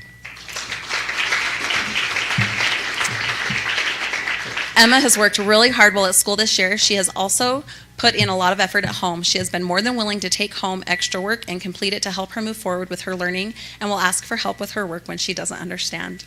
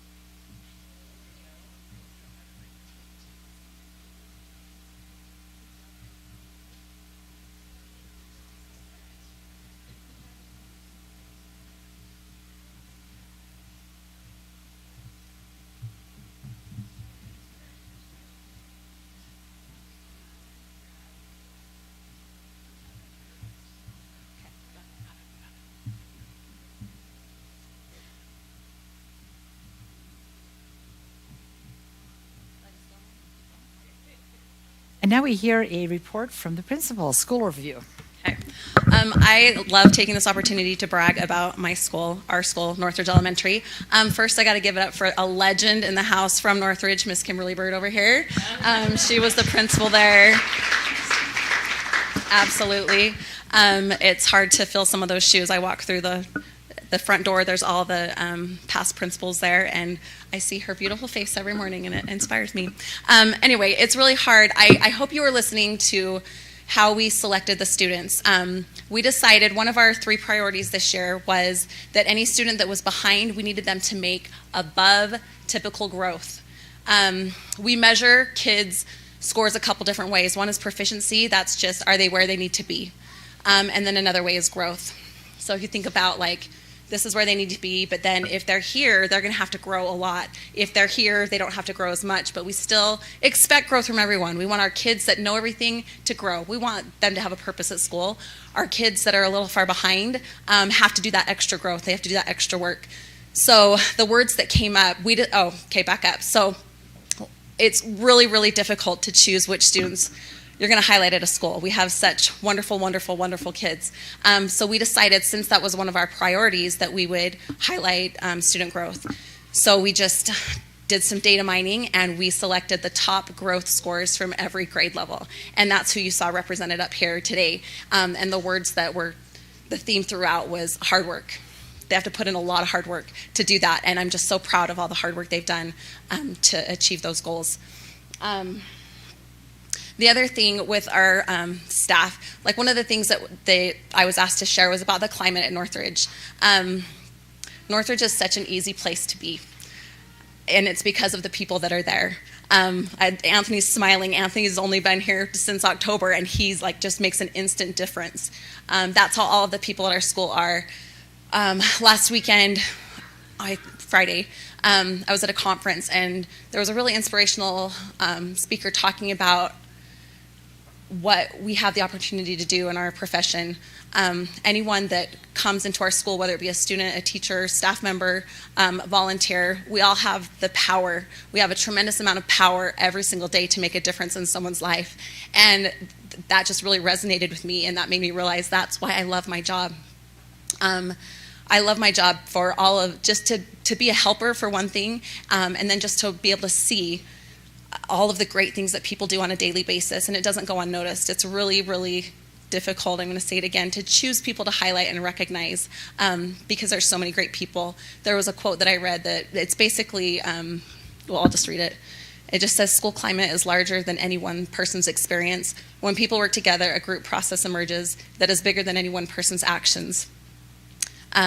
So that's just what it's like to be at Northridge.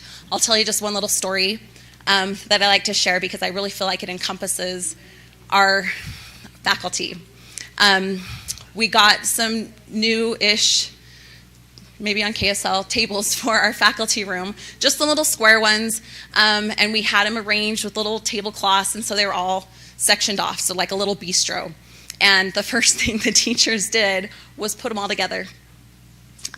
Because they just really enjoy being with each other. They didn't want to be at their own little individual tables. They wanted to all be together. And I think there's really nothing more that I can say that represents Northridge than that.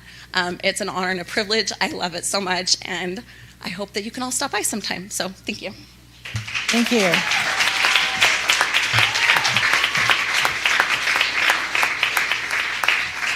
We'd like the parents and the family members of those who are honored tonight to please stand, and we'll recognize you for your support. Parents, family members who came tonight.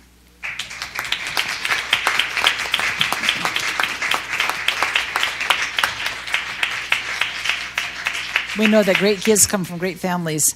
And now, as we move into the business part of our meeting, if you would like to leave, you are totally welcome to do that. Okay, we're now going to go into community comments. As you're called up, please introduce yourself by stating your name. You'll be given up to 3 minutes to speak. The board does not engage in discussion during public comment, but they may arrange for a staff member to communicate with you later. Personnel issues are not appropriate discussion items for an open meeting environment. If you do have a personnel concern, please contact a member of the administration or put your concerns in writing and address it to the board members, or Board of Education, excuse me. All right, so John Gadd, you're up.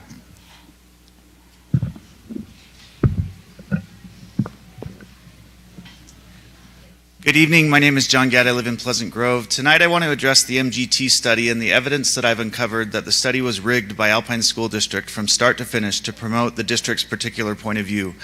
As you know, last October, the district hired MGT for $200,000 to perform a study on a potential district split. In a video promoting the MGT study posted on your website, the district superintendent and PR person explained that the school board chose MGT to do the study because MGT is a third party, is professional, is from out of state, and is unbiased. In order to determine if there is evidence to support the district's claim that the MGT study is unbiased, a couple weeks ago I did a grammar request asking for all communications between the district and MGT. What the district sent me back was 635 emails between the district and MGT. After reading through these emails and their attachments, it became abundantly clear that the MGT study is not an unbiased study. Instead, it is clear from various communications going back and forth that the MGT study was rigged by district administrators from start to finish to promote the district's particular point of view. For example, instead of allowing MGT to independently develop and execute their study methods and independently generate their study results, which is what you would expect from an unbiased study, these emails revealed that the district administrators routinely and systematically intervened throughout the duration of the MGT study by demanding that MGT modify their study methods and modify their study results to better conform to the district's preferred narrative, thereby rigging the outcome of the MGT study. Evidence of this rigging of the MGT study includes 1. Emails showing that the district administrators demanded meetings on a biweekly and sometimes weekly basis to direct MGT's study methods. 2. Emails showing district administrators controlled who in the community MGT could interview to gather community thoughts. 3. An email showing that the district business administrator demanded modifications to the questions that MGT would ask in their interviews with the community members. 4. An email where the district budget analyst sent MGT, unsolicited, the district's own split scenarios that the district developed prior to hiring MGT, and prior to MGT having a chance to independently develop their own split scenarios. 5, an email showing that the district school board members narrowed down the split scenarios that the public was allowed to see, thereby controlling which district split scenarios MGT ultimately presented to the public in the meetings 2 weeks ago. 6, an email showing that the district business administrator demanded modifications to the questions that MGT would ask the public in the public meetings 2 weeks ago. And 7, an email showing the district business administrator demanded that MGT modify the presentation for the public meetings 2 weeks ago to include biased data generated by the district business administrator himself. Each of these examples demonstrates that the MGT study was rigged from start to finish to promote the district's particular point of view. In light of these emails, the district should apologize to the public for telling the lie that the MGT study is unbiased. In addition, the district should abandon its push to use the biased and flawed MGT study as a basis for putting a district split scenario on the ballot for this fall.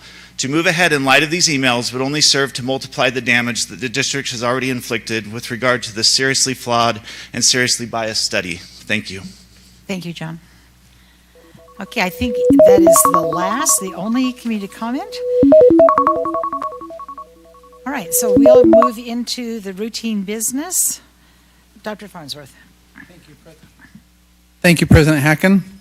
The only routine business we have for this board meeting is student trip requests. I recommend your acceptance of the routine business. Okay, do I have a motion? I move that we accept the routine business. And Second the motion. Okay, it's been moved by Stacy and seconded by Mark. Is there any discussion? Seeing none, let's vote. All in favor, say aye. Aye. Any opposed, say nay. Okay, motion passes.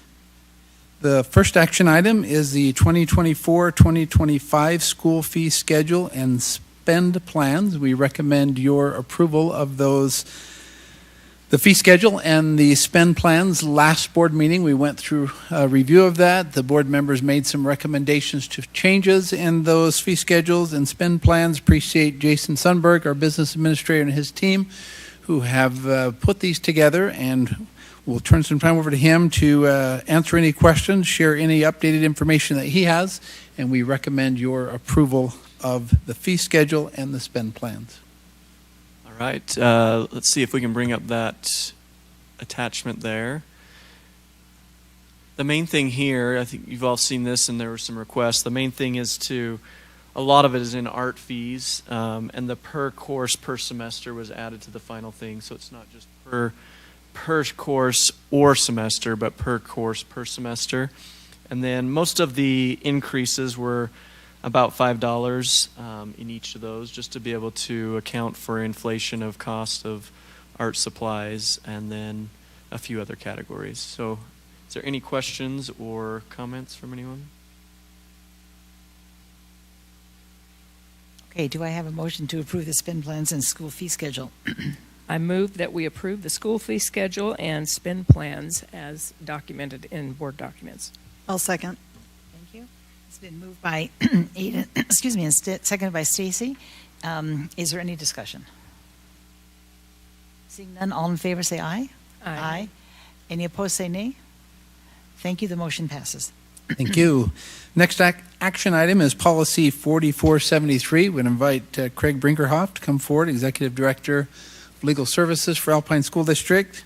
Policy 4473 is a policy on the employment of relatives, and there has been some revision to that, and we'll invite Craig to walk through some of those salient points and recommend the board accepting or approving the revised version of Policy 4473. Yeah, thank you. So on this particular policy, we did a little bit of reorganization. We did a little bit of clarification with the code on this policy. And then we also created or drafted from the existing policy the statement of policy. So some of our policies in the past have not included a statement, so we're trying to correct that. And what we did is actually section 1.1, which is stricken, we took the bulk of that and created the statement of policy from that section. And then as you scroll down, you'll see that we took directly from code some of the language and corrected anything that was out of date or that was not current with current code on this policy, as well as applying it to the school district where the code is more specific to just all public entities. So that was our intent on this policy. There was also one error that was pointed out to us in section 1.1, the new section 1.1. There is the word holding still needs to be stricken in your version, and so we've taken care of that on our end, but I just wanted to point that out because that sentence doesn't make sense with that word there. So, Okay, thank you. Do I have a motion on policy 4473?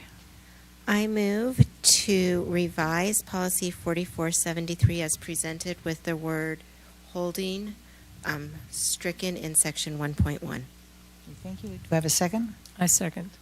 Okay, it's been moved by Joy Lynn and seconded by Ada. Is there any discussion?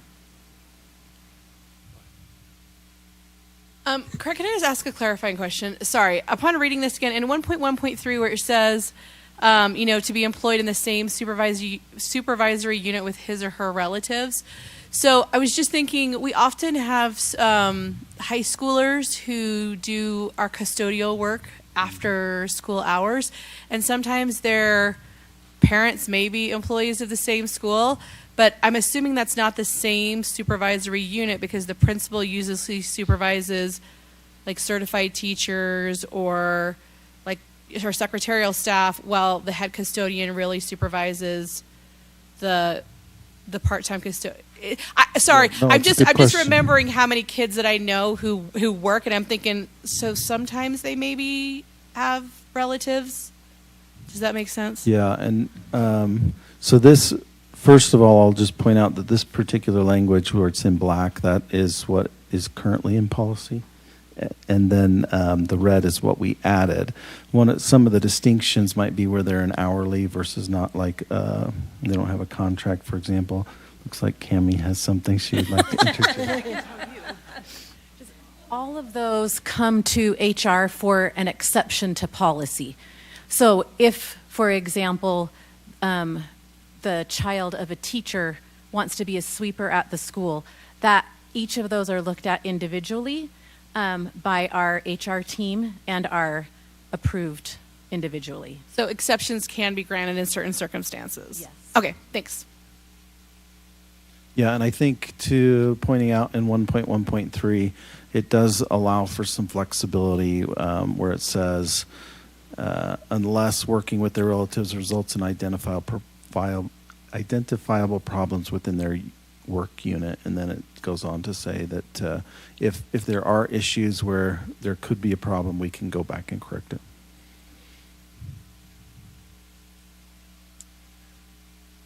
I could be mistaken, but it seems like the policy added board members. I was just wondering what you thought board members would appoint people to do, or what the thinking was there. I don't think that we specifically identified a problem other than the board members would be included as part of the statute. And so for that reason, we just made sure that we covered all our bases. So for example, we wouldn't want any undue influence from a board member to hire somebody that's a relative. So it may not be that you are the hiring manager, but we also wouldn't want there to be some sort of conflict. Could you scroll down on the policy a little bit so we can see the parts of it? So that's going to be in Yeah, 1.1. that page right there. That's great. Thank you. So 1.1 where it says, go a little higher if you would. No, the other way, sorry. Right there. It's against Alpine, or it's against district policy for any hiring personnel or board member. And then we're striking the holding there, but then it says to hire, appoint, vote, or recommend for appointment. So, that could also be in positions where you do appoint, for example, the superintendent or the business administrator. If I'm remembering correctly, that comes straight from code, so that interpretation wasn't a policy committee insert, but a code correction. Okay, any other comment or questions? Okay, it's been moved by Joylyn and seconded by Ada. All in favor, say aye. Aye. Aye. Any opposed, say nay. Thank you. Policy 4473 has been revised and it passes. Thank you. Next action item is Policy 9054, changing county precinct boundaries. And the Policy Committee has done some work on that policy to revise it, and we recommend your approval of the revision.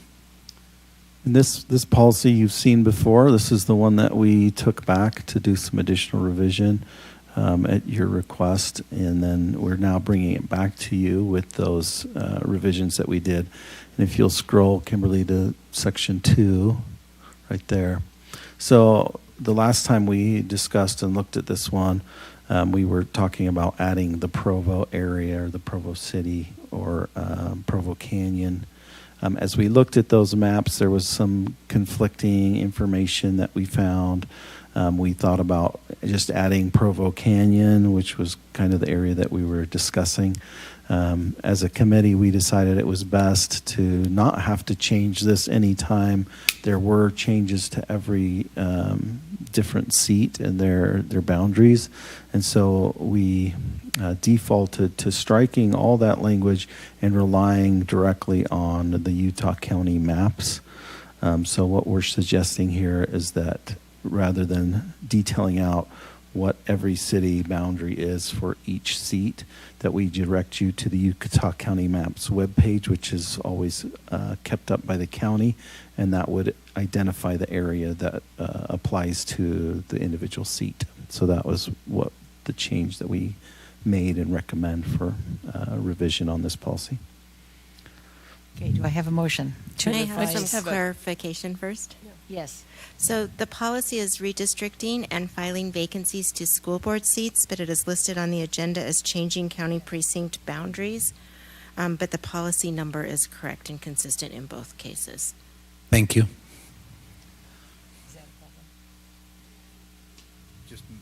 I think we need a motion that includes that language. Okay, so whoever makes the motion then should include the language of the policy. So the correct title of the policy is on the document, correct? Redistricting and filling vacancies to school board seats, policy 9054. Okay, do I have a motion?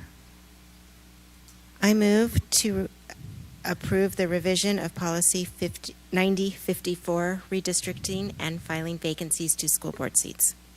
Filling vacancies. Thank you. And do we have a second? I second the motion. Okay, is there any discussion?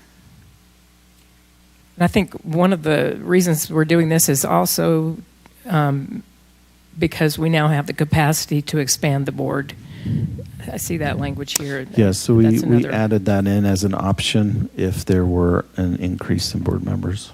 And then so that we wouldn't have to then refresh this policy again, if there was an increase, those maps would adjust The automatically. maps would reflect that change. Okay, thank you. Any other questions or discussion? Okay, it's been moved by Joy Lynn and seconded by Mark that we adopt the revised policy 9054, redistricting and filling vacancies to school board seats. All in favor, say aye. Aye. Any opposed, say nay. Okay, the motion passes. Thank you. All right, Dr. Farnsworth. Yes, we're grateful to have a space center in Alpine School District at Central Elementary. And we would invite Principal Wells, James Porter, and others that are here to share with the board an update on the Space Center to come forward. We appreciate their work and that tremendous asset in Alpine School District.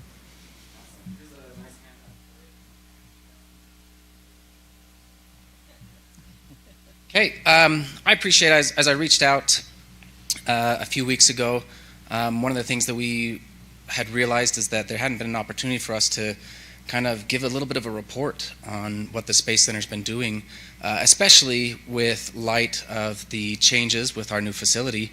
And so we wanted to give a quick kind of update of what's been going on and give you an opportunity if you had any questions about kind of what's going on in the future. So I threw together a bunch of stats. Some of them are comparative elements where it's what was it like before in the old building and then our new building. And then obviously there's some stuff that only has existed in the new building. So you can see there, right now we average about 9,000 students. In the new facility, we're upwards of 1,100. I think I did a little bit of updated math today. We're close to 12,000 students that are coming through. And that's our field trip program, which right now is Tuesday through Friday. We do 9:30 to 1:30. And then you can see that we do serve beyond Alpine School District. We're a great resource for not just our district, but we've got Provo, Nebo. We get a lot of Jordan School District, Canyons comes here, homeschool groups, charter schools, and we even have dedicated people that come from Logan every year. So we serve a lot of different people. One of the things that makes it possible is we try to keep our costs as minimal as possible for the field trips. And the way that we're able to do that is we do after school programs with birthday parties, bachelor, bachelorette parties that come and do it, all sorts of different groups. Lots of family reunions come and do it. We get a wide variety of people that come and participate in the Space Center. And those funds are what help us to be able to sustain all of the other different activities that we do. Some of those activities that are new are like our planetarium shows. So we're still getting our feet under us a bit. We've got still the second largest planetarium in Utah, which we're very proud to say. And we like to tease BYU because it's only by a couple inches. But we have an amazing facility there, and there's some really great content that we're able to present to the community and support educational adventures with it. But as you can see, one of the things that's really growing is our planetarium shows. We started doing laser light shows. We had a donation from a local company that gave us equipment to be able to do those. And what's really fun about that is we also have student interns that have been learning how to do graphic art design, programming sequences through computer science actually to make the light shows. So there's some really good opportunities there. And again, that revenue helps us to do other outreach. We've seen a significant growth in our employees. That's probably been one of the biggest things. You can see there we went from about 7,000 hours scheduled in our old building to now we're close to 17,000 hours that our staff work. Most of those, I'm the only full-time employee there.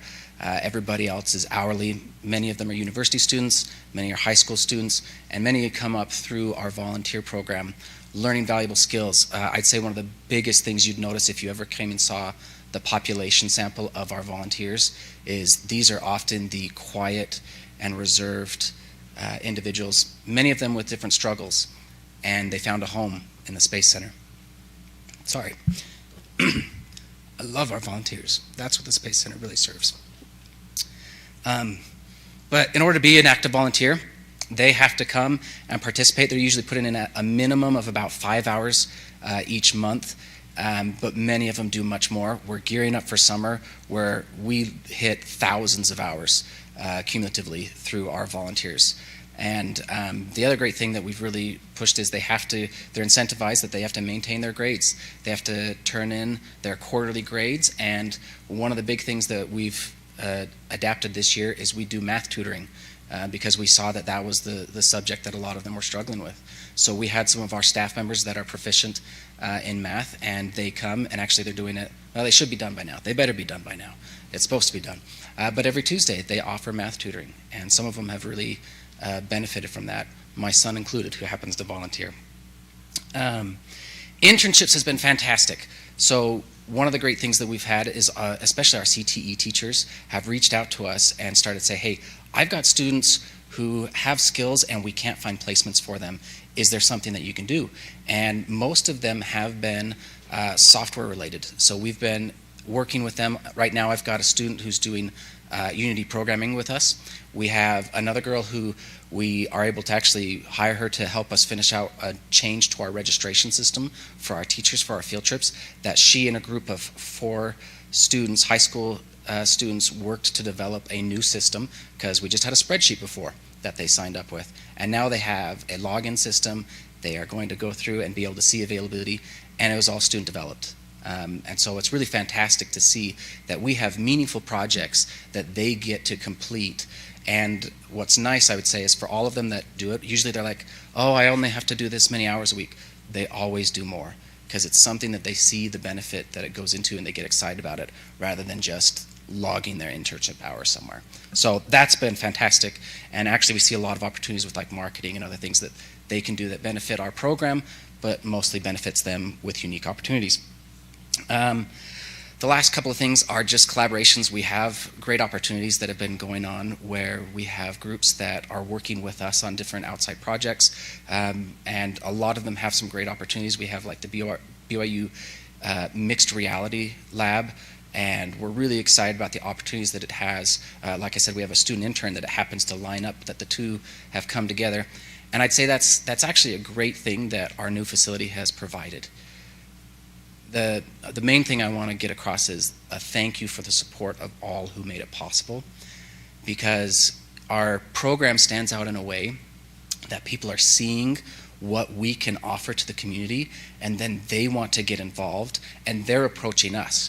We get people to approach. I don't know how to approach people. If you know people to approach and they're looking for good opportunities, we're there. But they come to us. And so a lot of that has come because of the support that we've had in being able to do that. So there's kind of just an overview. There's a lot of projects. We're always working on stuff. Frank Jr. was here the other day. He said one of the best things, because we were talking about projects, and I said, sorry that we are so much effort for you. And he goes, if you weren't innovating, I'd be worried about you, because that's what you need to be doing. And so that's the kind of support from facilities to our administration is fantastic. Don't let Ryan get out here without shaking his hand and saying thanks for all he does. And all the things that he goes, hey, guess what? Space Center, this came up.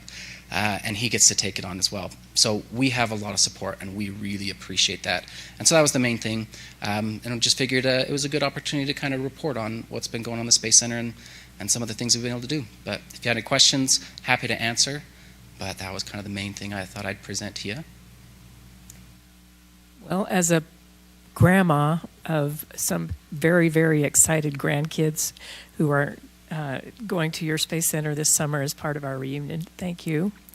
And as a parent of children who found themselves at the Space Center through leadership and involvement, thank you again. Bless you. I'd just like to comment, I really appreciate this. Oftentimes we get stuck on providing basic education, and I really think the Space Center helps students to catch a vision of a different kind of learning. And so I appreciate you coming to share this with us. Is there any maybe anecdotes that you could talk about on how coming to the Space Center has impacted a student, or how it's affected their education in other ways? I know this is off the cuff, so don't want to put you on the spot. You know, I have a unique opportunity. sometimes I'm tucked away in my office and I'm just working on reports and doing finance stuff that I never expected to do. You know, I take on kind of an administrative role in what I do. But so, as I said, my son has had the opportunity to start volunteering, and then I became the parent that was picking up the volunteer, and I was waiting outside, and I was looking at my watch. But what was fantastic is it gave me a chance to reflect. This was just a couple weeks ago, and as I was reflecting about it, I watched all these people pouring out of this door. You know, we constantly get it like, what's going on at Central Elementary? We're like, oh, it's the Space Center, right? Why are there so many cars there all the time? And it's us. But what was great is to sit out there, and if you ever want to sneak out there and get a good feeling, watch people coming out and sharing with each other the experiences they have. But also, I get to watch and I see volunteers walk out with confidence. And you can tell that they did something meaningful that day. They could have been doing other things, but they spent the last 3 hours, and a lot of times we give them goals of skills to develop, and a lot of it has to be acting and going out and presenting themselves in different ways. But they walk out and they are standing up straight. And I think that that's one of those things that you know that there's something positive going. So as to give like a general anecdote, that's one of those elements that it just impressed me. And again, I get the kid that jumps in the car and he's like, Dad, guess what I did today? I did, and he starts rattling off stuff. And I get to have personal moments with him, and I realize that that's happening with all the cars that are lined up along that street. So. Remind me, what year was the Space Center founded? When did you open the first one? 1990. 1990. So. I just want to make a comment as a teacher because I was teaching at Barrett Elementary. We went over all the time. And I would always choose the captain, the co-captain. I would try to choose kids who are good problem solvers, not necessarily most most enthusiastic, charismatic kids in the class. And they would come back and talk about it for days. Remember when this and remember when that, and you almost made us. And the leadership that developed was wonderful to watch. And it was real and it was intense. You know, you have to have that willing suspension of disbelief. And the kids were willing to do that. And it's been interesting to me to see them go from the Voyager to the Galileo to the Magellan and then buying the little planetarium dome and just see how it has evolved over the years and to what it is today, which is fabulous. So congratulations. I know that this is really a significant thing for our district and for a lot of kids. And it impacts them far beyond the time they spend with you in the center. Well, thank you guys again for all your support and all you guys do for the district. Okay. Thank you, James. Appreciate that report and the data that you shared with us.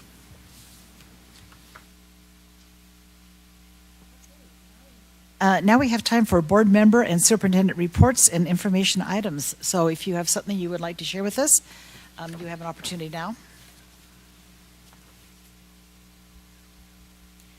I just want to share, we had our teaching and learning committee meeting today and had the opportunity to visit a focus group that's working on training our at building leadership and the use of the data dashboard that we're developing in-house. And as our leaders become more proficient at using data and accessing data and fine-tuning the data, I think this is going to be a wonderful, well, it is currently a wonderful asset for our teachers as they're targeting their teaching and looking for best practice throughout the district. It's a great resource.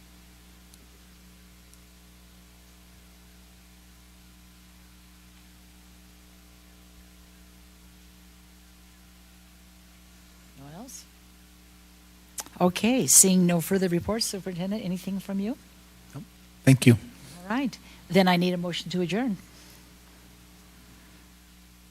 I move that we adjourn. And do I have a second?